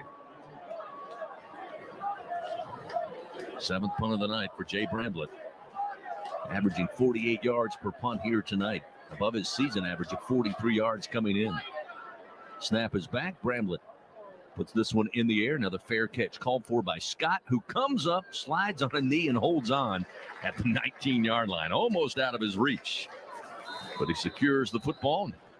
Timeout on the field. Auburn will take over. First down and 10 on their end of the field when we come back. 9:30 to go. Third quarter action, 17-14. Auburn with a 3-point lead. Back after this on the LSU Sports Radio Network. From Baton Rouge to Bastrop, Women's Hospital is bringing mammograms closer to home and closer to you. With our mobile mammography coaches traveling to 31 parishes throughout Louisiana, scheduling your annual mammogram is easier than ever before. Visit womans.org/mammogram or call 225-401-3849 today to request your appointment. That's 225-401-3849. Hi, I'm Kristen, an employee at BASF in Louisiana. Everyone knows winning sports teams all have great chemistry. The players work well together to accomplish a common goal. With great chemistry, anything is possible. At BASF, we create chemistry around the world through our people and our products. To join a winning team and a great place to work, visit basf.us/LA. BASF, we create chemistry. Afraid of things that crawl in the night? Don't be spooked. Step inside and play Spooky Loot from the lottery. Win up to $13,000 for frightening scenes. Pick up Spooky Loot for a chilling experience. Win up to $13,000. Must be at least 21 to purchase. Is your business growing? And are you in need of more space? Are you looking to expand your commercial real estate portfolio? Give DiVincenti Brokerage a call. They are a locally owned commercial real estate company that can cover all of your commercial real estate sales and leasing needs. DiVincenti Brokerage. One team, one firm, one gold star. Give them a call at 225-224-0838. Third quarter action continues. Presented by H&E Equipment Services on the LSU Sports Radio Network. 9:30 remaining third quarter. Auburn leading 17-14 as we welcome you back into the Caesar Sportsbook broadcast booth. LSU down 17-0 there in the second quarter. Able to come back. Defense got the first score on a strip sack fumble return for a touchdown. B.J. Ozolari with the strip, Jay Ward with the scoop and score to get the Tigers on the board. In fact, that's the first strip sack with a fumble return for a touchdown by the Fighting Tigers since Quan Alexander sacked Mississippi State's Dak Prescott. And Daniil Hunter returned the fumble in 25 yards back in 2014. That's the first time LSU's been able to do that away from Tiger Stadium since going way back to 2005. Lee Highsmith against Vanderbilt had a 22-yard return after a strip sack for a fumble. First down and 10 at the 19. That's where Auburn takes over, leading 17-14. Again, the Tigers able to punch it in with Jayden Daniels late in that second quarter to make it a 3-point ball game. On first down, Ashford going to call his own number, running up the near side hash, lots of room up across the 30, the 35, the 40, and finally pulled down after a 24-yard gain as the seas parted up the middle. Joe Foucha comes in and makes the tackle downfield, able to get Ashford down on the ground, but again, the offensive line just cleared the way. First down and 10 for Auburn now at their own 43. And even 9 minutes remain here in the third quarter. Snap to Ashford. Pulls and throws, and it's out of the reach of his tight end, John Samuel Schenker. He was open, had a step on his man, but the throw was off the mark. And again, we touched on it. Both quarterbacks tonight, Doug, have made some good throws. But I think when they go back and watch the film, both will say they missed on a number of opportunities. Both Daniels for LSU and, as we saw just there, Robbie Ashford for Auburn. Second down, 10 at the 43. Pistol formation with Bigsby behind the quarterback Ashford. He'll have a wide out to the right, two wide outs to the left. Snap is back. Give it to Bigsby. Bigsby running downhill, runs into his own man, tries to cut back to his left, but LSU was there. Makai Wingo helping to make the tackle for LSU. No gain on the play. It will be third down and 10 from the 43.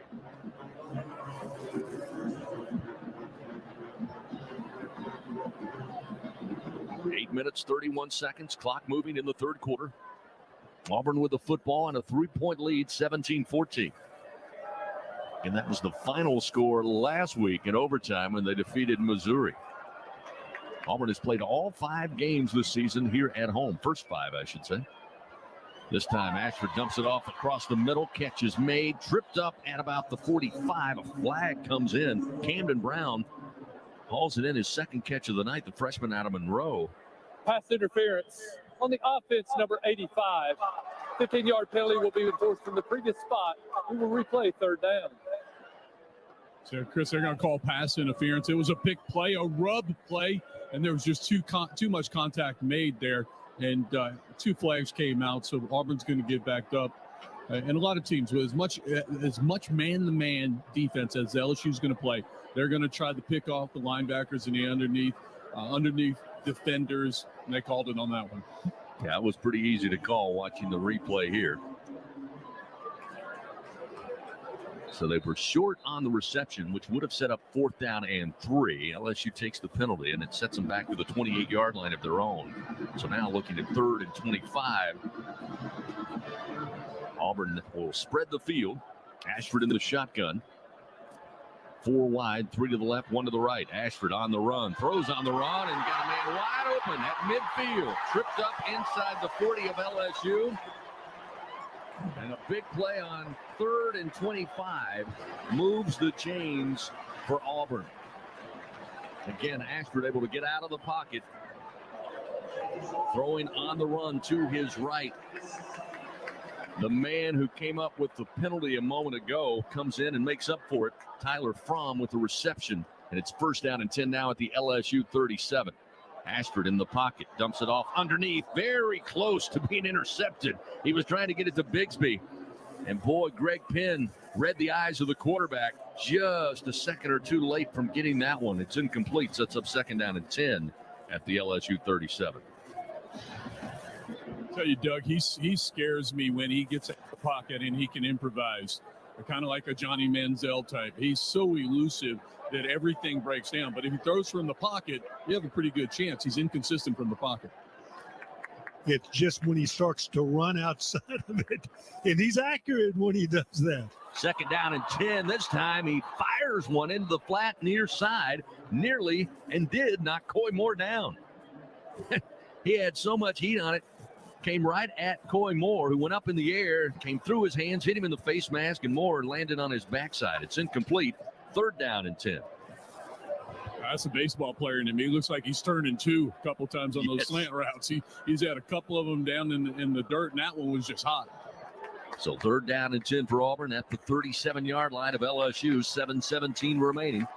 Ashford will empty the backfield, send 2 wide to his left, 2 wide to his right. Comes out firing again, incomplete, looking for the tight end across the middle at the 30-yard line. John Samuel Schenker, who thought he had been interfered with. No hankies on the field. Again, it was a great job defensively, timing it perfectly. Another quick throw by Ashford, who took a pretty good shot after the fact. Harold Perkins was on coverage. And again, the Auburn sideline not happy with no flags coming out. It'll be 4th down and 10 at the 37. Definitely wasn't targeting. You could argue maybe that it was a hair late, but it wasn't called. And I don't think that's something they're going to review. Auburn in no hurry. Looks like they're going to take a delay of game here as the play clock down to 5. They're still huddled up near the Auburn sideline with the coaching staff here. And maybe they'll burn a timeout with 1 on the play clock, or did they take the penalty? Nope, they took the timeout with 1 on the play clock. So interesting move there. Still sets up 4th down and 10, and Auburn burns one of its timeouts. They have 2 remaining here for the rest of the second half. And we got a timeout on the field. 7:14 remaining. Auburn leading 17-14, staring down a 4th down and 10 from the LSU 37-yard line. We'll see what they decide to do when we come back on the LSU Sports Radio Network. When you open a crisp, cold Bud Light, you know game day is here. You owe me $5. We mean every sound. Enjoy responsibly. 2022 Anheuser-Busch Bud Light Beer, St. Louis, Missouri. Louisianians are strong and resilient, but that doesn't mean we don't get tired. If you need help, try Blue Care, Blue Cross's telehealth service, for online visits with doctors and counselors. Just download the app at bcbsla.com/bluecare. One word, and get access to care 24/7. We'll make it through the tough times. We always do. and Blue Cross will be here to support you. Support your LSU Tigers with Hancock Whitney, the official bank of LSU Athletics. From game day to the offseason, Hancock Whitney LSU credit and debit cards are a big win for any Tiger fan. Want to get your paws on these cards? Well, apply online or visit HancockWhitney.com/LSU. Hancock Whitney Bank, member FDIC. All accounts subject to credit approval. Terms and conditions may apply. Hey y'all, I'm Amanda Shaw. We all know Louisiana is as fun as all get out. So get out, take a road trip, and explore our state. Fill her up, then try a new restaurant that's as fun-loving as it is food-loving. Grab the family and take off for monumental adventures at our 21 state parks. Or take a magical minivan tour along our 19 scenic trails and byways. Louisiana's a trip. Take one today. This is Lieutenant Governor Billy Nungesser. Plan your road trip at LouisianaIsATrip.com. When you open a crisp, cold Bud Light, you know game day is here. You owe me $5. We mean every sound. Enjoy responsibly. 2022 Anheuser-Busch Bud Light Beer, St. Louis, Missouri. Third quarter action continues. Presented by H&E Equipment Services on the LSU Sports Radio Network. 7:14 remains third quarter here at Jordan-Hare Stadium. Auburn leading 17-14. They led 17-0 in the first half. LSU would put two scores together, one a defensive scoop and score after a strip sack. Jay Ward would get his second career touchdown to make it a 17-7 ball game. And then the Tigers execute once again a great 2-minute drill to finish out the second quarter. Jayden Daniels in from 1 yard out. We go to halftime 17-14. And so far, both teams still trying to get firm footing offensively. Auburn looking at 4th down and 10 at their LSU 37-yard line here. And Gordy Rush, it appeared to me maybe Coach Harsin was hoping to get Birmingham to maybe trigger a replay on that last hit. Took the play clock all the way down to 1 and then burned his first time out of the second half. Which you thought if he was going to punt, you just couldn't take the delay. But I'll tell you, the offensive line's still in the huddle. They may be going for it here. Indeed, they are. They are. Ashford and Bigsby, along with that offensive line, come out here on 4th down and 10 from the LSU 37-yard line. They'll send trip receivers to the left. Wide side of the field. Snap back. Looking left. Still looking left. Long ball. One-on-one, double coverage, and it's broken up. Looking for Coy Moore down around the 9-yard line. Sage Ryan with some help from Jay Ward coming over last minute. Able to break up that pass. Turnover on downs. LSU will take it 1st down and 10 at their own 37-yard line. So they went to Moore. Nearly picked off by Ryan. Went right through Sage's hands. Again, the ball is a little underthrown by Ashford. Moore didn't have separation. He was going to try to high point it, come back for it. But Sage Ryan did a great job, Doug, getting in front of that to break it up. That'll be 1st down and 10 LSU now at their own 37. You understand the call? Interesting. See if the Tigers can make them pay. The Fighting Tigers, that is. 1st down and 10 from the 37. Daniels, along with Williams in the backfield. Sprint out for Jayden. Stops, now tucks and runs to the 40 and slung down just shy of the 44-yard line. Gain of about 6 yards on the play. Daniels now to 37 yards rushing on the night. Again, Auburn's been able to get to him. Only had 8 sacks coming in to tonight's game on the season. They've been able to get to him 3 times and bring him down. That time he picks up 6 yards. 2nd down, 4 at the 43. Daniels again off the left edge with room, and this time sliding foot first. Almost caught his foot under his leg, but he appears to be all right. He slides down as he crosses into Auburn territory. Again, we saw that play earlier go for good yardage for Daniels. And had plenty of room off the left side, but he did slide awkwardly. I think he's more comfortable sliding head first. Gains 12 yards. It's 1st down and 10 now at the Auburn 45. 6:12 remaining, third quarter. Handoff Williams, and he's met in the backfield and dropped. Right at the mesh, Derek Hall was there. Wraps his arms around Williams and brings him down for a loss on the play of a yard. It'll be 2nd down, 11 back at the 46. And Hall coming from the other side of the formation, chasing down Williams. I don't know if he was even touched. Certainly wasn't hampered getting there. Second down and 11 from the 46 of Auburn. Daniels will have Noah Kane on a wing to his right. Brian Thomas Jr. out wide to the left. Kayshawn Booty been quiet tonight. He's in the slot to the left side. Taylor, the tight end, along with Neighbors out wide to the right. Daniels design quarterback draw up the middle and breaks one arm tackle, falls forward down at the 35-yard line. Looks like he's just shy of the first down, but picked up good yardage. It'll set up third and about a yard here for LSU. Need to reach the 35 of Auburn. 5-10 clock moving.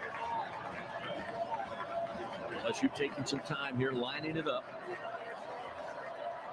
Go with a double tight set. They bring in Cole Taylor. He and Mason Taylor to the left of the formation. Stack two receivers to the left. Now they'll motion Brian Thomas from left to right. Shotgun snap, hand to Williams. Williams going through right tackle and right guard. Appeared he got beyond and inside the 35. Indeed, he will. And pick up the first down. Fresh set of downs for LSU with 4:43 to go third quarter. First and 10 now at the Auburn 34. One of the things we've noticed this year about LSU, even in the game against Mississippi State, the first conference game of the year, that LSU was getting stronger as the game got deeper. And right now they're finding some holes on that defensive front for Auburn. First down and 10 at the 34.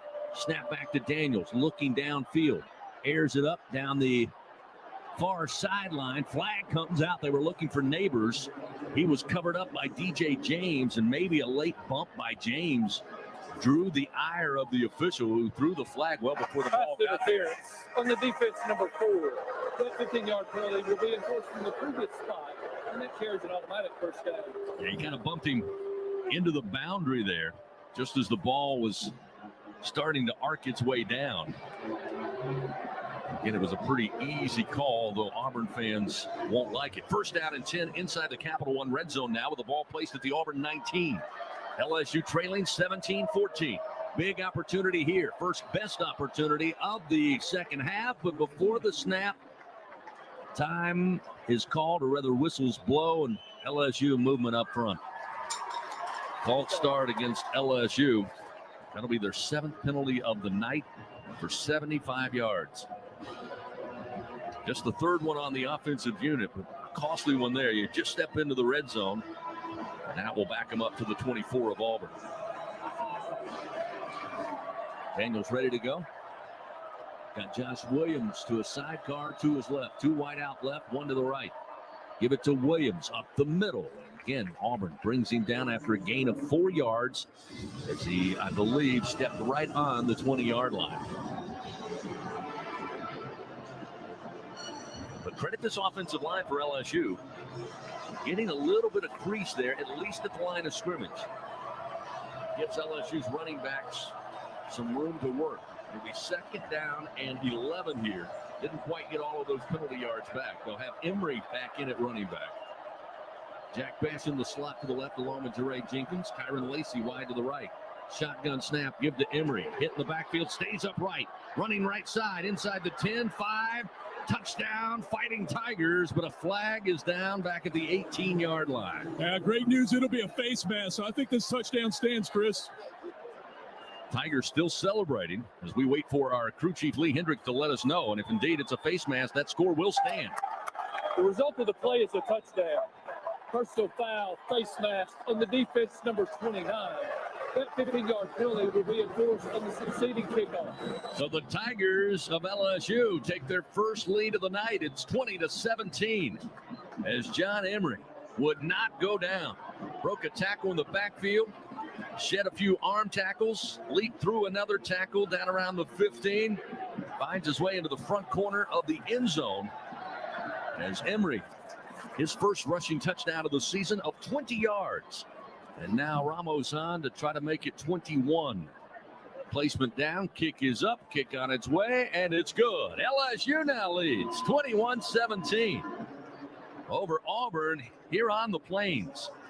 with 3:32 remaining in the third quarter. And the Tigers come to life. And Doug, again, I think some of that credit, a lot of that credit goes to this LSU offensive line that now looks to be wearing down Auburn's defensive front that started this game playing in the LSU backfield. I've got to give you credit for knowing exactly what their plan was. You were out at practice this week, I'm sure. And it was, look, we got to wear those guys out once we get to the conference schedule. Chris, you're right. What they did it against Mississippi State, and they've started to do it here. They just continue to pound and pound. And John Emery, with a nice job of running, he maintained his balance and fought through 3 or 4 tackles to pick up the touchdown. But you got to give credit to the LSU coaching staff and to the players for that relentless effort at the offensive line in trying to maintain their blocks and give the runners an opportunity to score. 20-yard touchdown run. LSU 7 plays, 63 yards, 3 minutes and 34 seconds. Emery tonight in the backfield has been productive. So far, 63 yards total offense, 34 on the ground, 39 had the big play to set up LSU's score late in that second quarter, 73 rather. Total yards tonight for John Emery, but he got his first touchdown of the season. Gives the Tigers a lead 21-17. Again, a kickoff, a touchback. Auburn will take it first down and 10 at their own 25. So far here in the second half, LSU 93 yards of offense, just 66 so far for Coach Harsin and Auburn. And now things evening up a little bit, getting closer. Auburn still overwhelmingly out in front. 349 yards total offense, but LSU coming to life. 242 yards total offense, and 162 of that on the ground tonight against this Auburn defense. First down and 10 at the 25. Empty backfield.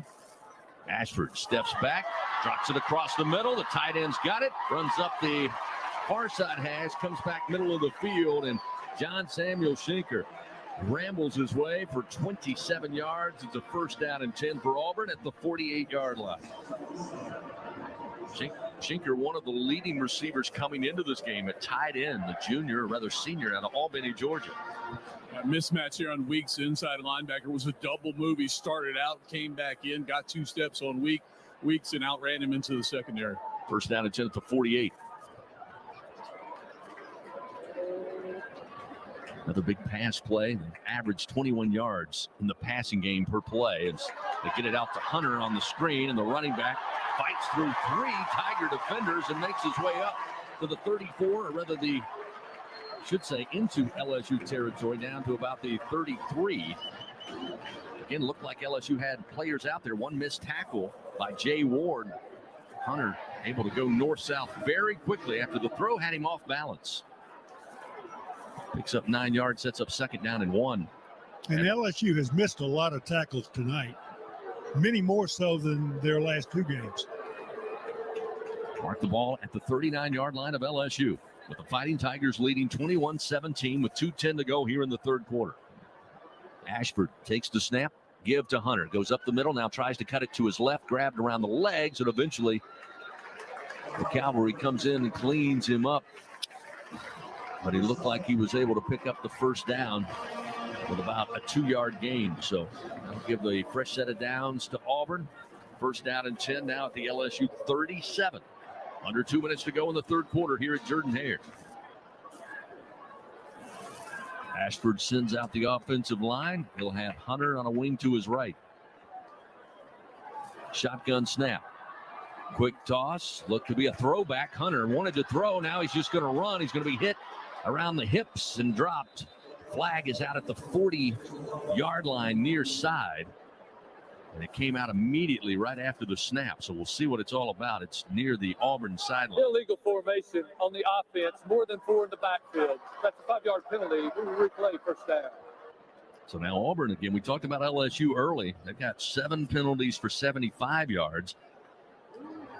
Auburn now with 7 penalties on the night for 75 yards. They've run some trick plays. That was a throwback to the quarterback, Ashford, who handed the football off and then went out to the left. Credit BJ Ojulari, who did a great job at his jack linebacker position of staying wide and covering up Ashford. So now looking at first down 15 at the LSU 42-yard line. An empty set here for Ashford out of the shotgun. Three down linemen for LSU. Looking to throw, and the pass going to be deflected and knocked down. They were trying to go back to the tight end, John Samuel Schinker, but Micah Baskerville got up on a ladder and brings it down. And he is mad at himself because he wanted the interception. He didn't want to bat it down. He wanted to return it for a score. Yeah, he had the 20-yard pick six against Southern week 2 of this season. That one he'd love to have back. Probably going to see that as he goes to sleep and wakes up tomorrow. Second down at 15 at the LSU 42. We've got 1:07. Clock stop. Schinker now moving in formation. The tight end off to the right edge. Here's Ashford on the run again. Throws this one down the sideline, but into the boundary and into the Auburn bench. Incomplete. Looking for, I believe, Jarquez Hunter. Rolled and rambled out of the backfield on a wheel route, but the throw was off the mark. So that time, Ashford able to extend the play, but could not connect. It sets up third down and 15 at the LSU 42-yard line with an even minute remaining here in the third quarter. I'd imagine Brian Harson's going to at least try to get half of this back. 3rd and 15, odds are long, but I'd like to get 8 here and at least get Carlson on the field if I was Brian Harson. Third down, 15 at the 42. Ashford 3 steps, throws across the middle. Schinker has it, hit initially, and then takes another punishing hit as he's brought down inside the 40. Looks like they'll place it about the 38-yard line of LSU. Still remains 4th down and 11. Now, we remember they went for it on 4th down and 10 and came up empty in a similar spot on the field. We're going to go again. It looks like they're just sending in substitutions offensively, and they'll try it again. Coming into the game, they were 7 of 10 on 4th down conversions. They're 0 for 1 tonight. 4th down and 11 at the LSU 38-yard line. Shotgun snap. Ashford pumps. Now delivers. One, and now coming over the top. Going to be intercepted. Jarek Bernard-Converse, who was sent back to safety late in that second quarter, comes over, takes the ball away, but let's see. There's a flag down at the 15. Holding on the defense. 10-yard penalty from the previous spot. Penalty carries an automatic first down. So wipe away that INT for Bernard-Converse and give Auburn another life here with 12 seconds remaining in the third quarter. So they went double move again at Sage Ryan. If you recall, Ryan is the one in the initial touchdown that got, he jumped up on his receiver, got behind him, went a double move, and Ryan grabbed the receiver and negated that interception by Converse. So it moves the ball up now to the LSU 28-yard line. A costly penalty there. Takes away what would have been an interception. Again, I mentioned that Jarek moving into that safety spot. He played there last week by necessity with the injury to Major Burns and with Jay Ward being out. But a decision here by LSU to keep him there tonight or move him there tonight. Here's Jarquez Hunter. A couple of moves in the backfield, goes straight ahead. Works inside the 20-yard line. And looks like we got another flag down. This time towards the LSU sideline at about the 27. So we'll see what this is about. There is no foul for block below the waist. The block was clean. First down. And they'll pick up that flag, and it's a first down for Auburn. And that's the final play of the third quarter. So we have played 3 here on the Plains. LSU leading 21-17 over Auburn. Fourth and final quarter coming your way next on the LSU Sports Radio Network. When you're a fan, you wear your team's jersey on your back and your heart on your sleeve. After a win, your world glistens. Lose, and the hurt permeates your soul. You'll always have a place with us in the Cox Fan Zone, where everyone can play and connect with other fans in a big group hug. See, in the Fan Zone, you're not some crazy fan. You're home. Hey, Tiger fans, say Fan Zone into your Cox voice remote to play. Not at home? Visit cox.com/fanzone and go Tigers. Together, we are partners, setting a new standard for health. Together, we prove that no matter how battle-tested we are, our spirit remains undefeated. Our Lady of the Lake and LSU are creating transformational change and impacting Louisiana with a new standard for healthcare, research, and education. Together, Our Lady of the Lake and LSU are champions for Louisiana. Together, We roar. Learn more at ololrmc.com/LSU. With a plan from People's Health, you get the benefit of a complimentary health club membership. But that's not all. They now offer 65% more fitness centers with gyms you can visit nationwide while traveling, and the flexibility of joining multiple gyms to fit your lifestyle. There's even online programs to help you stay active in the comfort of your own home. To learn more about this expanded benefit, give People's Health a call, 1-855-821-2666, or visit peopleshealth.com. Hey, Tiger fans, G.W. Oliver Pool Construction exists at the intersection of creativity and craftsmanship to deliver an excellent experience. Born in Baton Rouge, their brand has expanded to be a leader in commercial and residential pools throughout the entire Gulf Coast. So no matter where the project, G.W. Oliver's mission is to turn your dream into a reality. Find out more at gwoliver.com. Fourth quarter action continues. Presented by J&J Exterminating on the LSU Sports Radio Network. As we get set to finish this one out on a Saturday night, 15 minutes remain in this contest. Let's pause 10 seconds. Station identification, Fighting Tiger football on the LSU Sports Radio Network. Hear the Tigers roar worldwide. The LSU Sports Radio Network and the LSU Sports mobile app. After 3 quarters tonight, LSU leading Auburn 21-17. This is one of those rivalry games in the SEC West, and regardless, year in, year out, what the records are, always expect the unexpected. 12 of the last 18 meetings have been decided by 7 points or fewer. And right now we're looking at a 21-17 LSU lead. Auburn with the football. Go for it on 4th and 11. Appeared to be an interception by Bernard-Converse, but a penalty negates that defensive holding, puts Auburn back in business, and they're looking at 1st down and 10 inside the LSU red zone at the Fighting Tigers 16-yard line. Third quarter stats, as always, brought to you by Hancock Whitney. Tigers with 7 first downs in the third quarter, 93 yards on the ground, 0 yards passing in the third quarter, and a total of 93. Auburn, by the way, 37 yards on the ground, 82 yards through the air in the third quarter for 119 yards. LSU, by the way, running the football effectively at 14 carries in the third quarter, averaging about 6.6 per carry on 1st down from the 16. Auburn will go back to Jarquez Hunter, who's been the featured back for the most part here in the second half. Haven't seen a lot of Tank Bigsby since the first possession for Auburn back in the third quarter. Picked up 2 yards, does Hunter. It'll be 2nd and 8 at the 14-yard line of LSU.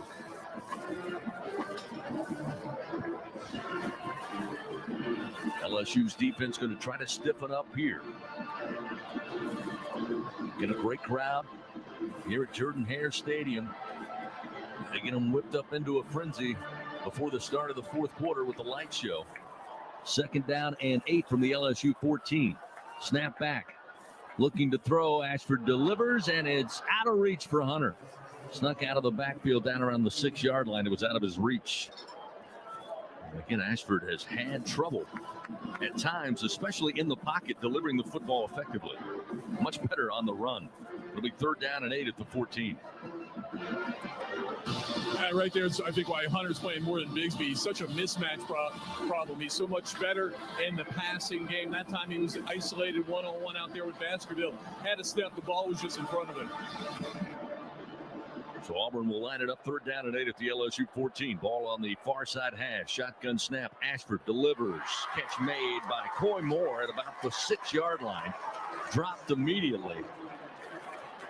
And it'll be close to the 1st down sticks, depending on that spot, as he was bounced into the turf after making the catch. He'll be shy of the 1st down, maybe less than a yard. It'll be 4th and short here for Auburn. Now they've gone for it on 4th and 10, came up empty.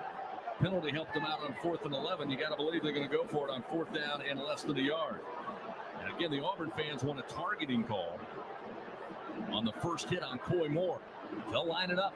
Haven't paused action yet. Ashford works under center. Motion a receiver left to right. Ashford going to try to call his own number, get the 1st down. He'll help move the pile, and he'll have it. down inside the 5. They'll pick up first down, goal to go right at the LSU 5-yard line.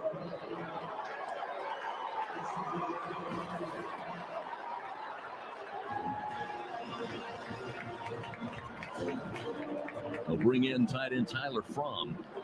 It appears, nope, they'll bring him back out. He came onto the field. Now he'll check back out. Thought they might go, and they will, with keep the tight end Schinker off to the right side of the formation. Ashford will be in the pistol formation. He'll move Hunter from right to left. First down, goal to go from the 5. The ball is mishandled, dropped by Ashford. Now just picks it up, tries to run for his life, and he's slung out of bounds near side. And it looks like he lost about 6 yards back around the 10, maybe the 11-yard line. Greg Penn forces him into the boundary, but just mishandled by Ashford. So that backs up Auburn here. Looking at second down, goal to go, and they'll mark it, it appears, at the 11.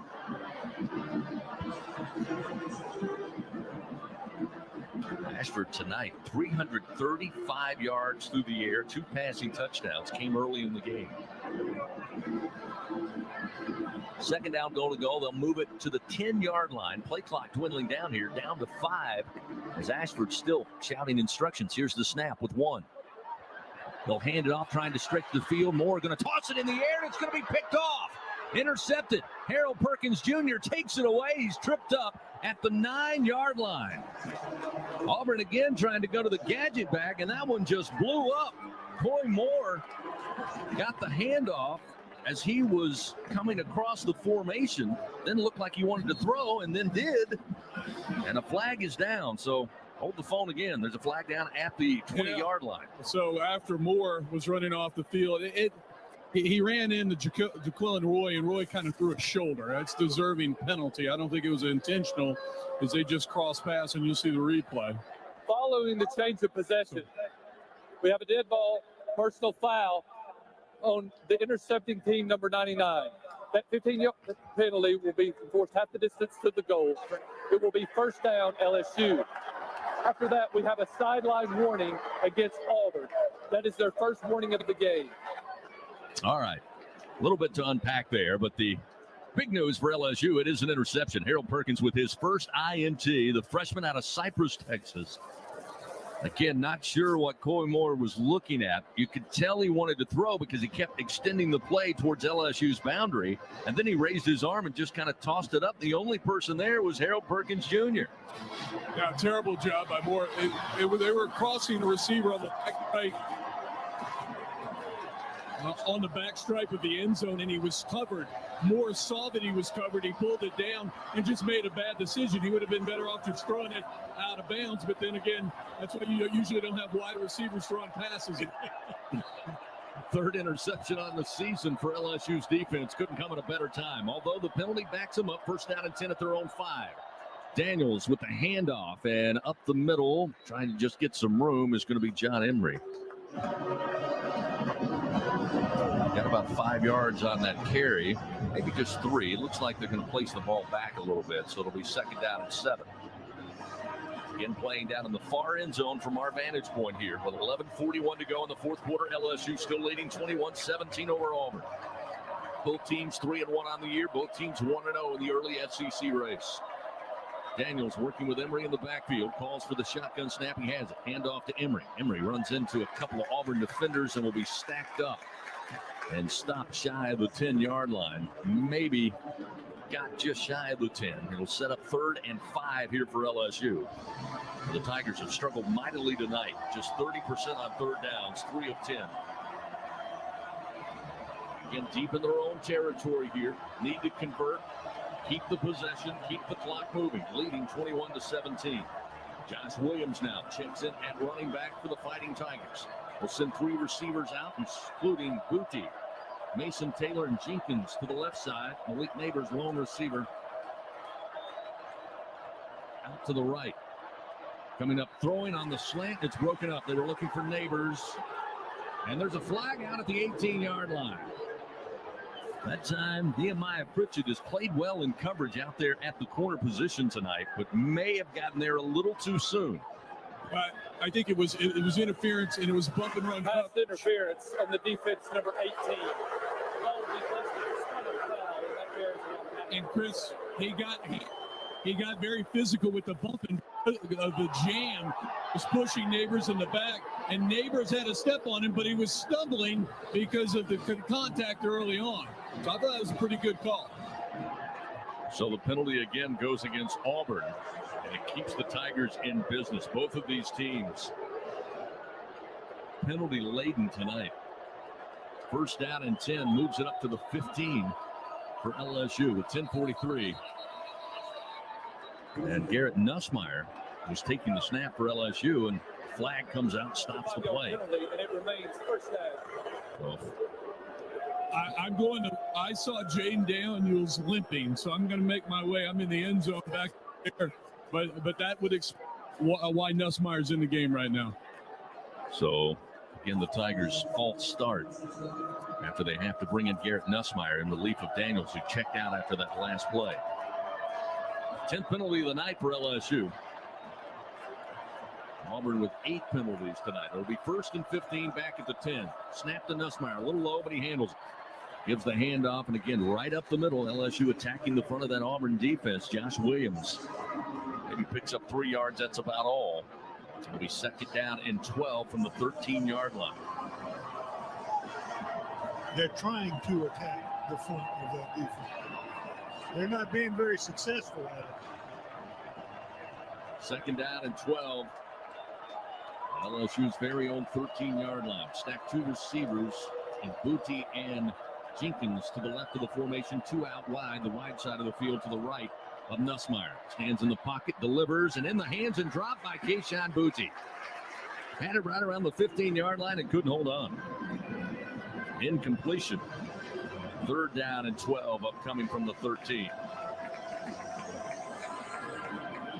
Chris, I can confirm that Daniels is in the tent. Let me see what's going on down there as I walk in, but this is Nussmeier's series.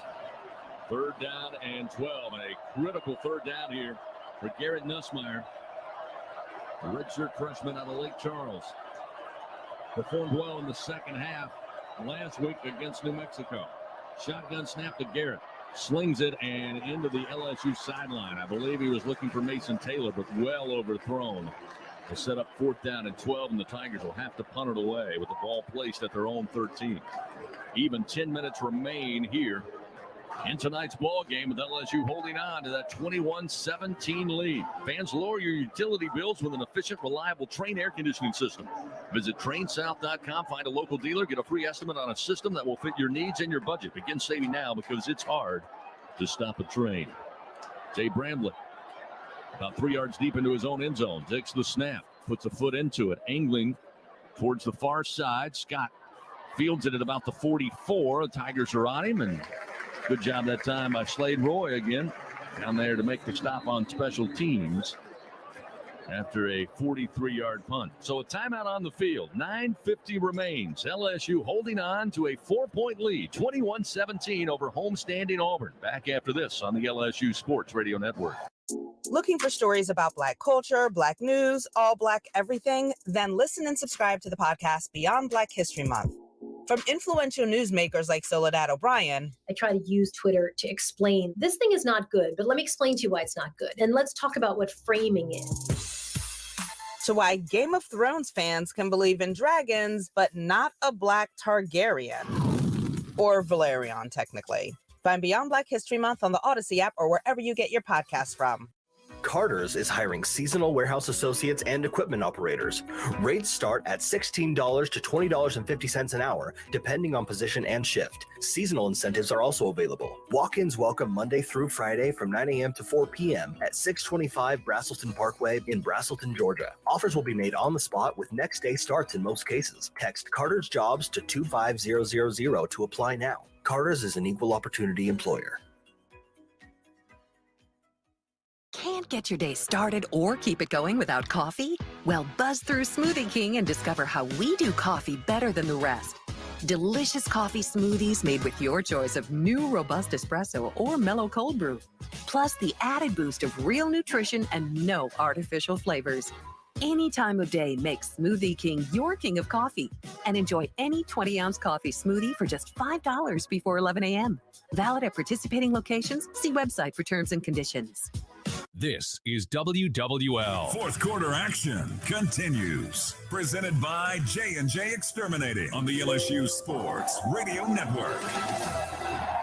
9:50 remaining in the fourth quarter as LSU leads Auburn 21-17. Auburn takes over on their own 47-yard line. Gordy Rush with a Sunshine sideline report. Guys, I had to go walk and check on Jayden Daniels. Here's what happened. He took a shot knee to knee on that last running play before he was pulled from the game. Nothing major, no structural damage. They're in there massaging it out, trying to get it going. Just a stinger type thing, and he's limping. They feel like they can get him back in the game, but he is still in the tent as they work on that knee. So undecided right now, but LSU defensively has to come up with a big stand as Auburn has great field possession here. Thank you, Gordy. Another Sunshine sideline report. 9:50 remaining. 17 points for Auburn, led 17-0 to start this game. LSU took the lead in the third quarter, 21-17. But again, Auburn's defense, even after giving up the turnover inside the red zone, they were able to force the punt and get good field position starting at their own 47. Checking the Caesar Sportsbook scoreboard again up in Columbia. Missouri leading at the end of 3 over the number 1 ranked Georgia Bulldogs, 19-12. Another close one going on right here on the Plains. First down and 10 at the 47. Ashford empties out the backfield, takes the snap, and fumbles the ball and falls on it. Trying again on, I believe, what would have been a handoff to the motioning receiver right to left, and not sure it wasn't a clean exchange, and the ball just came out. Not sure if Ashford was trying to pull, but nonetheless, he falls on it. That's the 50. The News Talk Sports Leader. WWL New Orleans, WWL FM and HD1 Kenner New Orleans. Always live on the free Odyssey app. Interception by Harold Perkins Jr. Loss of 4 on the play. Second down 14. Now back to their own 43-yard line. Here's Tank Bigsby again back in the offensive backfield. Ashford, oh boy, a lot of room, but great arm tackle, trips him up. Jaquelin Roy, just when it looked like Ashford had all kinds of green grass in front of him, Roy able to trip him up right around the knees, flips him in, and only picks up about a yard. What looked to be a big play for Ashford, who has shown the ability to run when called upon. It'll be third down and 13. Big third down here for this LSU defense. Auburn on the night, 6 for 14. Ball at the 44-yard line. Again, Ashford going to empty the backfield. 5 wide, 3 to the left, 2 to the right. Ashford shouting instructions, now brings the receivers closer to the line of scrimmage with 2 on the play clock. He'll get the snap. He's off and running to his left, throws on the run and throws it into the Auburn sideline, incomplete. Sets up 4th and 13. And will we see Coach Brian Harsin bring out the punt unit? And it appears he will. Not going to try 4th and 13. At least not with the offense. We'll see Oscar Chapman come out to punt it away. This will be the 4th punt of the night for Chapman, the junior of Southern Australia. Chris, just a quick update. The tent is down. Daniels is out of the tent. However, to me, Nussmeier is standing with Coach Frank Wilson. As of now, it appears he's coming in next series. Snap back to Chapman. Rugby-style punt. Jack Besh coming up, calls for the fair catch, and able to bring it in right around the 15-yard line after a punt of 41 yards. So a timeout on the field with 8:11 to go in this one. LSU leading 21-17 over Auburn. Fighting Tigers have the football, first down and 10 at their own 15 when we come back on the LSU Sports Radio Network. Hey, everybody, let's have some fun. The time is right, the party's just begun. Have a good time, roll. Ford F-Series has been keeping the good times rolling as the best-selling truck in America 44 years straight. And with the smartest F-150 and most capable Super Duty ever built, this dynasty will keep right on rolling. Drive the new 2021 F-150 at your Southern Quality Ford dealer, proud partner of the LSU Tigers. Based on 1977 through 2020 calendar year sales. It takes hard work to be the best in the game. Planning, commitment, resilience, sweat. That's why Old Dominion Freight Line, the #1 national LTL carrier for quality, works hard to be the best in the game and is proud to support those striving to be the best in theirs. Old Dominion Freight Line, official freight carrier of LSU Athletics, helping the world keep promises. Planning a wedding, corporate, or fundraising event, sporting event, or private party, Party Central has top quality, distinctive rentals that ensure your event will be a success. Party Central is a full-service event rental company that creates memorable and inspiring events throughout Louisiana for over 20 years. They are the experts you need to guarantee your event is a success. At Party Central, it's all in the details. Visit their website at partycentralweb.com and start planning your next event today. Fourth quarter action continues. Presented by J&J Exterminating on the LSU Sports Radio Network. 21-17 LSU leads Auburn. 8:11 to play in this SEC tilt. And Toyota's national sales event is on. Visit your local Toyota dealer. Check out the Ready for Anything Toyota Tundra. How Tigers go tailgate. Toyota, proud partner of LSU Athletics. Auburn on the short end of this 21-17 score at the moment. 406 yards total offense tonight. 335 through the air for Ashford, who's 18 of 36, thrown 2 touchdowns. Did not offer up the interception. That was Coy Moore, the receiver, who was inside the red zone trying to come up with a trick play, and it backfired on Auburn. Harold Perkins with his first career interception as a Fighting Tiger.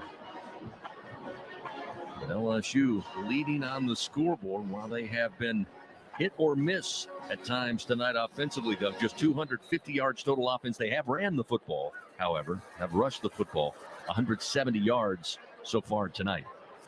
They have not looked pretty doing anything they have done tonight. Although they're ahead, and that's a good thing to be, but it was ugly getting there, and Auburn's looked pretty ugly too. First down and 10 at the 15 after they forced the punt. And as Gordy told you, Daniels out of the tent, but it is Garrett Nussmeier in the shotgun here on first down. Charles Turner nose over the football. Auburn adjusting at the line. Here's the snap to Nussmeier. Fires it out into the flat. Williams with the catch. Up across the 15 to about the 16. Oh, they're going to say he got to about the 18-yard line. So a gain of 3. First pass and completion for LSU here in the second half. Gets 3 yards, makes it second down 7 at the 18. Again, working on that far side hash as LSU attacks left to right on your dial. Nussmeier in the gun, motions Taylor, the tight end, closer to the formation on the left side, and he'll hand it off to Williams, who is bounced forward up near the 20. Let's see where they mark him at, about the 24, or rather the 27. The 24-yard line, I stand corrected. Yard shy, and it'll be third down and 2. Big third down, something LSU has struggled with tonight, just 3 of 11. But in this close game on the road in SEC play with 7:15 and the clock moving, you got to convert third downs. Third down and 2 from their own 23. Motion Brian Thomas from left to right. Here's the snap, Nussmeier. Gives it off, carrying the football up near the 25. Looks like they got a favorable spot. Again, Williams looks like he has enough for the first down. They'll move the chains. It's a first down for the Fighting Tigers of LSU. Wasn't easy, but Josh Williams again, a junior out of Houston, Texas, former walk-on, named captain tonight for his team. He's got 14 carries, 58 yards tonight. Those were 3 big ones. First down and 10 at the 25 for LSU with 6.5 to go in this game. Nussmeier looking to throw near side in the hands and dropped by Thomas. Throw was a little low. Thomas had kind of a basket catch style and got him in both hands and just rolls on out. Second down 10 at the 25. Stops the clock with 6 minutes and 28 seconds. Tigers again trying to get out of here with a win. Something hard to do. They've only won 8 times playing at Auburn. in the 57 games they played, including tonight. 2nd down and 10 at the 25. Emery checks in at running back. Snap to Nussmeier. Quick fire into the flat to Besh. Besh hit behind the line, now breaks away and crosses to about the 27-yard line. Just a 2-yard gain. We'll set up 3rd down and 8 here for LSU. Again, pretty good coverage out there on the corner by DJ James, the junior out of Mobile. So, Chris, Daniels is standing on the 45-yard line, does not have his helmet. This is just a decision, a coach's decision here. They're going to go with Nussmeier, so it must be enough pain or enough lift to go with the backup quarterback. 3rd down and 8 from their own 27. Nussmeier motions Taylor across the formation, left to right. Stands in the pocket, dumps it off to Neighbors. There's a flag down at the 24-yard line that came out immediately as Neighbors forced out of bounds after making the catch, but we'll see what the infraction's all about. It would be shy of the 1st down stick nonetheless, but looks like a motion penalty. We'll see. Lee Hendrick confirming signals with his crew. Illegal formation on the offense, more than 4 in the backfield. That penalty is declined. 4th down. So Auburn wisely declines that penalty. Still remains 4th down, and LSU again will have to punt it away with 5:42 remaining in this game. Listen up, fans. Introducing the greatest hit from the lottery. Play Hit 50 and win up to $1,000. Visit any lottery retailer. Pick up Hit 50 today for your chance to win. Must be at least 21 to purchase. So it was an incomplete pass as well. So it's 4th down and 8. Again with the declining of the penalty. Bramblett takes the snap. He'll punt it away. Angles this one towards the far side, a mile high. Coming over, Scott fumbles the football, picked up by the Tigers, headed down the near sideline, all the way in for the score. Jarek Bernard-Converse. But he'll have to pick it up. It's a muff punt. But Scott got under a high, booming punt, came right off his hands, and then bounced into the hands of Jarek Bernard-Converse. So it will be down, but LSU with another turnover. Covered by the kicking team. 1st down for the kicking team. There is no advance. The ball is dead when it is recovered by the kicking team. 1st down, it's a lot of recovery. They all know the rules, but man, oh man, in live fire, when that one bounced right into the lap of Jarek Bernard-Converse, he had no hesitation where he was going with the football. Nonetheless, it's the 3rd turnover that LSU's defense has been able to get from Auburn tonight. So 5:31 remaining, and just when it looked like Auburn would get the football back, they muffed the punt. Now you can see a lot of Auburn fans headed towards the exits here. Tonight they had the navy blue and orange kind of checkerboard design with the T-shirts to a certain degree, but a lot of them are moving.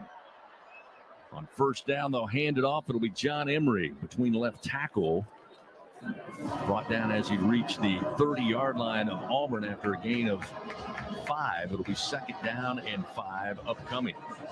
And LSU has gone to the ground game here in the 2nd half. It's been effective, 177 yards rushing out of their 262 total. 2nd and 5 at the Auburn 30. Nussmeier gets the snap at the belt. Hands it off to Emery. This time he's caught from behind. The ball is loose. Auburn says they have it, and indeed they do.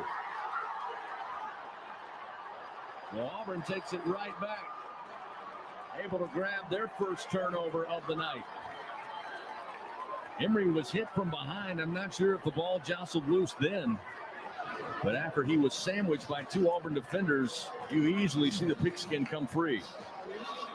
It wasn't a clean exchange. In fact, the play before really wasn't clean from Nussmeier to Emery, and I'd love to see a replay of it. Brian Kelly absolutely fuming here. I mean, this is all about ball security. Give Auburn credit. They ran a stunt and got a lot of penetration to make that thing happen as well, too. So Jason Jones comes up with a loose football. Keeps Auburn's hopes alive here with 4:56 still remaining in this game. Trailing LSU 21-17. Auburn back in business. Robbie Ashford and company back out there. Again, Ashford 18 of 36, 335 passing yards, 2 passing touchdowns, all of which coming in the 1st half. They'll line up in the pistol formation. Now he'll move Tank Bigsby to his left. Shotgun snap, handoff Bigsby, big hole, off to the left side, and Bigsby finally met around midfield. Bernard-Converse gets him down, but a big rush into LSU territory on first down. 23-yard gain on the ground for Bigsby, who's been bottled up most of the night. That's his 11th carry for just 46 yards. But a big one of 23 gives them a first down. Now they're playing on the LSU side of the field. Marking at the LSU 45. Stack two receivers to the right, two to the wide side. Flip it out on the screen to Bigsby. He's got to make a play in open space, and a good open field tackle. That time by Greg Penn brings him down after a 2-yard gain. It'll be second down and 8 at the 43.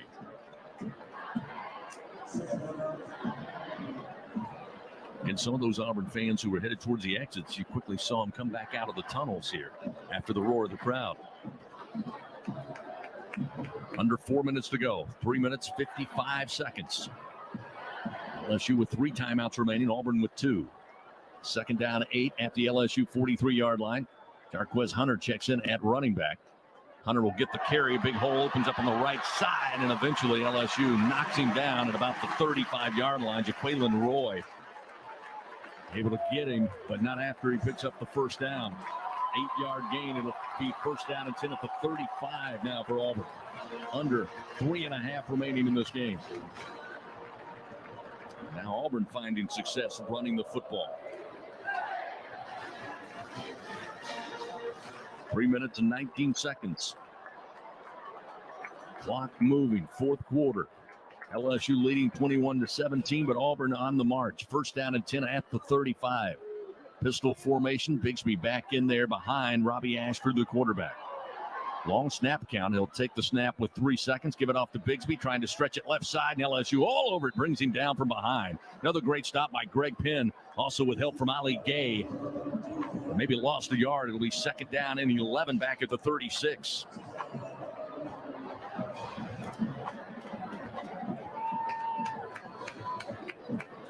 Two minutes, 41 seconds. Clock rolling. Auburn, no hurry. They come out of the huddle. Play clock down to 16. This time Ashford by his lonesome in the backfield. Double tight set, throw over the middle to Coy Moore, and it's taken away and intercepted. Coming the other way, Greg Brooks with an INT. Back into Auburn territory around the 45-yard line. Second pick of the night. And an excellent job by Greg Brooks. Coy Moore got to the middle of the field, planted, turned around. He just jumped the route and took it out of Coy Moore's arms. Big time play for this LSU defense with 2:18 remaining. And now, Doug, protecting the football, utmost importance for LSU, leading 21-17. And that's kind of the play of the game, I think, Chris, so far, because it was a relatively well-thrown pass, but the defender was in perfect position to make the interception, and then he hung on to the football after he was contact was made with him. 2:18 remaining in the game. What LSU has to do, as you mentioned, they've got to maintain possession, be real secure with the football, and get the clock over with. Because the game still has not been a pretty game. Again, now more mass exodus here at Jordan Hare. Those who came back are headed back out. First down and 10 now at the Auburn 45-yard line. Nussmeier continues to work at quarterback. Shotgun snap, puts it in the belly of Williams. He'll protect the ball with both hands and come forward down to about the 40-yard line, maybe to the 39 of Auburn. They'll stop and place it at the 40-yard line. It's second down and 5 and a timeout taken. With 2:14 remaining, Auburn with just one timeout now in their pocket. Trying to preserve the clock here. We've got a timeout on the field as well. LSU leading 21-17. 2 minutes and 14 seconds away from holding on to victory. We'll finish this one out in just a moment on the LSU Sports Radio Network.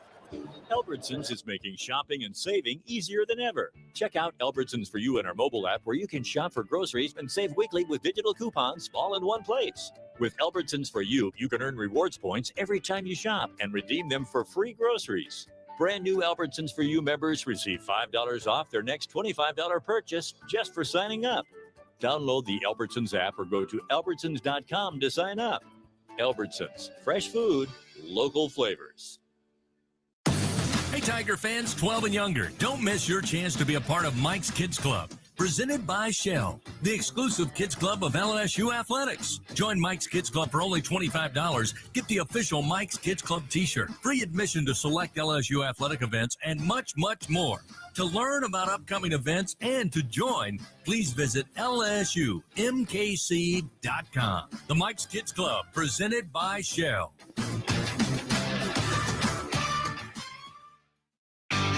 If you want to have a great time, enjoy some tasty food and drinks, and play some golf, you need to head out to the brand new Golf Suites off Segan Lane. Just go to the Segan Overpass, turn onto Old Segan Lane, loop under the bridge, and you are at the only place in town that uses PGA TrackMan technology. This technology tracks the flight and spin of your ball, which means you can use it to improve your game. You can also play courses from around the world, and there are plenty of games, so it's a ton of fun for the whole family. Golf Suites is affordable and open late night on the weekends. Make your plans to visit Golf Suites today. Fourth quarter action continues. Presented by J&J Exterminating on the LSU Sports Radio Network. 2:14 remains, fourth quarter action. Auburn trailing LSU 21-17. While we have a moment, want to send, well, I guess congratulations are in order. Tonight is the final broadcast for our longtime engineer, Joe Jackson, and like many in our industry, he's giving up radio, going into TV, but he's leaving us. But the good news is he's coming to work there on campus, so a great asset to LSU, but certainly he will be missed here in our booth. 10-plus years handling the engineering for the LSU Sports Radio Network, and he's a great one, so he will certainly be missed. And again, congratulations, I think. 21-17 our score. By the way, a quick Caesars Sportsbook scoring update. 8 minutes to go up in Como, Missouri, holding on 22-19, leading over number 1 Georgia. Auburn again burning that timeout. They have one more remaining with 2:14 remaining in this game. LSU looking at 2nd down and 5 at the Auburn 40-yard line. Snap back to Nussmeier. Hands it off Williams, sidesteps one man, tries to find some penetration. Auburn able to plug it up pretty nicely. Maybe got 2 yards. It'll set up 3rd down and 3 upcoming for Auburn. Again, everybody across the front there, Jones, Harris, and Wooden, as Auburn will burn their final timeout of the game with 2:09 remaining. We'll get another full timeout as well. LSU looking at 3rd down and 3 from the Auburn 38. The Fighting Tigers lead Auburn 21-17. Back after this on the LSU Sports Radio Network.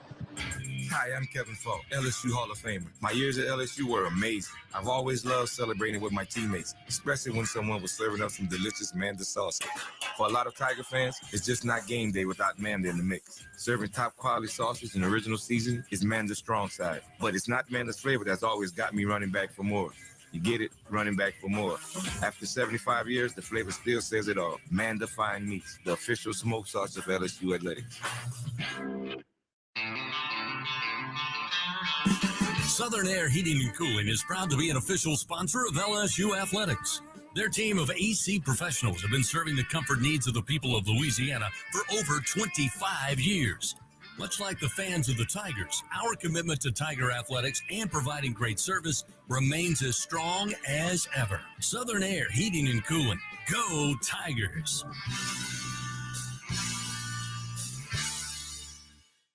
Are you tired of lugging your grill to every tailgate you attend?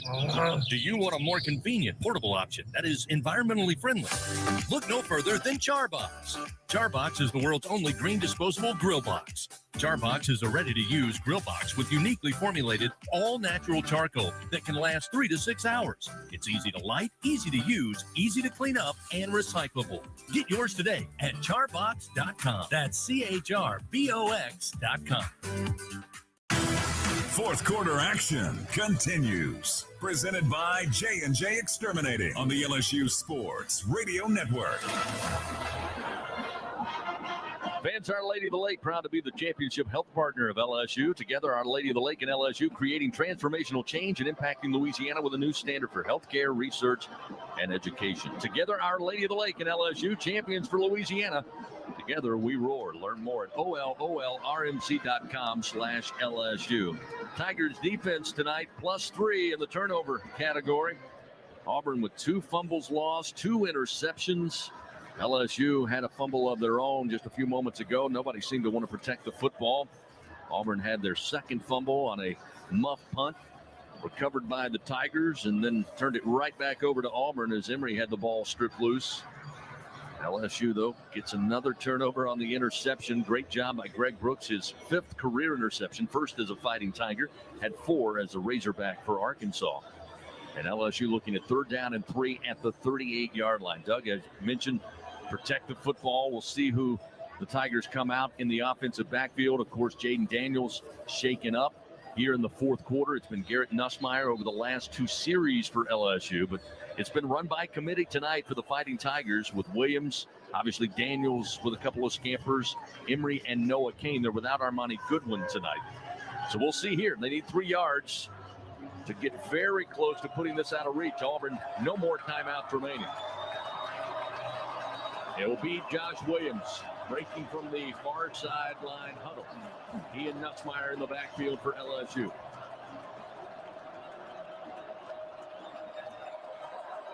Tigers of LSU need to reach the 35-yard line of Auburn. Snap back to Nussmeier. The give is to Williams, fighting for everything he can get. He's close, got the football to the 35, and I think he got the spot he needed for the first down, and LSU gets a fresh set of downs with 2:05 remaining. Josh Williams giving it everything he has, took extra effort and really just busted his way through that defensive front. Now got 17 carries, 68 yards, both career highs for Josh Williams, the former walk-on, now a scholarship player, the junior from Houston, Texas. Clock moving, 1:42. First down and 10 at the 35. Nussmeier under center will take the snap, take the knee. Auburn cannot stop the clock. Down to 1:31. Again, another battle between Auburn and LSU. The Tigers got down 17-0 to Auburn in the first half. And we'll get a score on that 2-minute drill late in the second quarter to cut the lead. Again, a scoop and score, got the first score by Jay Ward. The Tigers went in down by 3 at the half, 17-14. And much like last week for Brian Harsin and company, got off to a quick start, led 17-0, but it appears that's all they will muster, the same number they had last week in the 17-14 overtime win after they jumped up 14-0 over Missouri. Second straight week for Auburn without a single point in the second half, as we're down to 42 seconds. Nussmeier takes another knee. And a lot of Auburn fans, again, making their way to the exits now.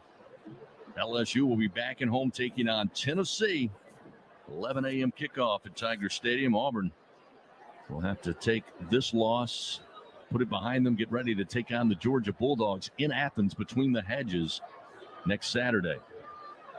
So another snap and another knee. Nussmeier celebrates with the Tigers as the final 10 seconds will roll off the clock here at Jordan-Hare Stadium. And LSU picks up a hard-fought victory to move to 2-0 in SEC play. The horn sounds. This one's in the books. LSU with the win, 21-17, snapping a 2-game win streak in this series by Auburn. LSU with the win moves to 4-1 on the season, 2-0 in SEC play for the Auburn Tigers. It's now 3-2 and 1-1 in SEC action. All right, there it is, fam. Shout out to the family. Appreciate y'all for joining me in this installment of Tough Tiger Talk post game, man. LSU makes it pop. You take care of business in a major fashion and shut down the Auburn Tigers, the fake Tigers, the War Eagles, or whatever they want to call themselves.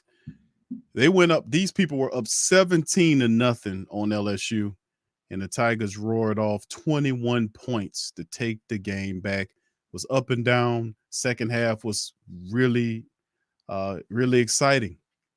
We thought we had it at some point. Then we gave it to them. They ain't want it, and we decided to kind of lock that thing down. Let's go over the final statistics in the matchup as the Tigers climbed to 3-1, fam. That's 4-1 on the season after the victory. I mean, I just got to give credit to LSU. They kept fighting. It didn't look good early on, but they figured a way to pull the game out in hostile territory. So LSU, 19 first downs versus 20. They were abysmal early with those third down, and they finished 5 of 15 versus the Auburn Tigers, 6 of 15. Total yards, LSU 270 versus 438 by Auburn. You can look at the passing yards, lowest output of the season, 85 passing yards by LSU's passing attack versus 337 by Auburn. 185 yards rushing by LSU to help move past the Auburn Tigers, and 101 what they put up, and LSU ran the ball, believe it or not, family, 49 times, almost 4 yards per rush. 49 times LSU put the ball on the ground and ran with it. 31 by Auburn in the matchup, averaging 3.3, and the penalties were high as hell. 10 penalties for 94 yards. Oh, those officials were trying. Those officials was damn sure trying to help out the Auburn Tigers. And, of course, 8 for 80. And, of course, you can't survive in any matchup if they were fortunate to go up 17-0. Then, you had all these turnovers. You had the fumbles, 2 fumbles, 2 interceptions by Auburn, 4 altogether. You weren't going to do a damn thing with 4 turnovers. 3:53 was the time of possession. 30:53 was the time of possession for Auburn versus 29:07 by LSU. And, man, it was a team effort. And really, you put the hands in of the running attack, because really the passing game wasn't there. 8 of 20 by Jayden Daniels today for 80 yards, 4 yards per throw, no touchdowns, no picks in the matchup. And as you can see, 49 rushing attempts for 185. That's how they got it on the ground, with Josh Williams, 17 carries for 68 yards, average 4 yards per run. Jayden Daniels, 16 scrambles for 59 yards. He had a touchdown scramble, one of the easiest you're going to see all season. John Emery got going, 8 carries for 42 yards, averaged over 5 yards per rush. He also had a score there. And even Noah Kane got involved, 5 rushes for 21 yards, over 4 yards per rushing attempt. Of course, you look at LSU's receivers who struggled in this game. A lot of damn drops, man. Malik Neighbors dropped the ball. You've seen John Emery had drops. Kayshawn was targeted 4 times, only 1 catch. And you get into, this is the 5th week of the season, and still Kayshawn is not in sync with the offense yet. That's very problematic. But it's problematic, but very positive that LSU was still able to kind of move this offense along, despite one of their better players from a wide receiver position still not jiving in this offense. Some kind of way for the team to really take off offensively, they're going to have to get him involved. And it's got to be frustrating for him. He missed the last game. He had a child, and congratulations to him. You would think that he would have a better performance. He was targeted he had a four longest catch was 4 yards. I'm thinking that he should have done a lot better than that, but he was targeted in this one, but only 1 catch for him for 4 yards. Man, that's not going to cut it. But still in all, I like the fact that we were able to get the win. And, of course, shout out to Greg Brooks Jr. and Harold Perkins. They came up with the interceptions and made some things shake on the other side of the ball for the LSU Tigers. You had the pick 6, in which was taken to the house, man, or Jay Ward scoop and score that helped out. So, I mean, it was just listen, LSU continues to find a way to win these games. And, of course, they stayed to it. It didn't look good early on. We were trailing by 17-0, and ultimately they woke up and took over the goddamn game, scoring 21 straight. To oust those Tigers, had them with their hands over their face and every damn thing like that. So, man, congratulations to the LSU Tigers. And, of course, we got to overtake the rest of these people, man, and knock them on their tails as we get rid of the fake Tigers. And listen, fam, it's difficult to go up to Auburn and beat the fake Tigers in their building. But LSU did it, man, and they improved. So if we take a look at some of the schedule moving ahead, man, we're 4-1 and looking pretty good, man, right now in the SEC. Not bad. And really, truthfully, the first game of the season, we could be sitting up here 5-0 if the offensive line play a little better and a few things change. But hey, that's the past. And of course, the next matchup is coming up October 8th against the 8th ranked Tennessee Vols. That'll be an early morning game in Death Valley at 11 o'clock on ESPN. They'll be covering that one, family. So that'll be a big test for these young Tigers this season as they're taking on nationally ranked opponent, the first nationally ranked opponent, well, a top 10 opponent anyway, in Tennessee doing their thing. So, man, like I said, it's pretty cool, man, watching LSU 4-1 and then sit up in there first in the SEC West, as it's telling you right here. If we go down and shake it right here, as Alabama sitting up there, as Alabama's the first right there, as you see. But really, really looking good, man, and good to see our Tigers shaking and baking in that thing, man. Really positive, man. So shout out to the family, man. Hopefully they could take a page, you know what I'm saying? The Saints, looking at Saints tomorrow at 8 o'clock in the morning. Hopefully they can take a page out of the book from LSU that put up 40+ rushing attempts, my goodness, in this game. So anyway, let's do it before we dirk out. Let's do some scores right here, family. As you can see right now, Georgia has reclaimed the lead over Missouri. Missouri had them, but Georgia has the ball, and with 3:39 remaining on the clock in the fourth quarter, they have the ball and have reclaimed the lead over Missouri, who was beating them. They're up now 26-22. Clemson is beating North Carolina State 23-13. 12-7 is the Georgia Tech over nationally ranked 24th ranked Pittsburgh. You can see Arizona State and USC, no scores as they just getting started not too long ago. The final scores of the day: Alabama was able to beat Arkansas 49-26. Ohio State knocked off Rutgers 49-10. Michigan beat Iowa 27-14.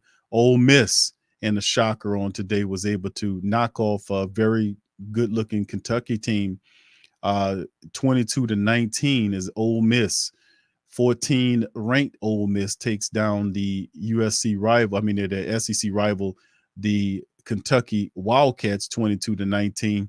Oklahoma, 9th ranked, was able to beat Baylor 36-25. Penn State over Northwestern 17-7. Utah over Oregon State 42-16. You see Mississippi State and a surpriser were able to beat Texas A&M 42-24. How about that, family? Texas A&M, my goodness. Mississippi State done them dirty 42-24. Looking good in that one. TSU, and really a bigger upset right there probably would be the Horned Frogs 55-24 over Oklahoma, who's 18th ranked today. So a few shockers going on. Purdue also was able to beat Minnesota 20-10. An unranked beating the 21st ranked Minnesota club. And Wake Forest, 22 ranked, beat the 23rd ranked Florida State club 31-21. As you see them get their loss there.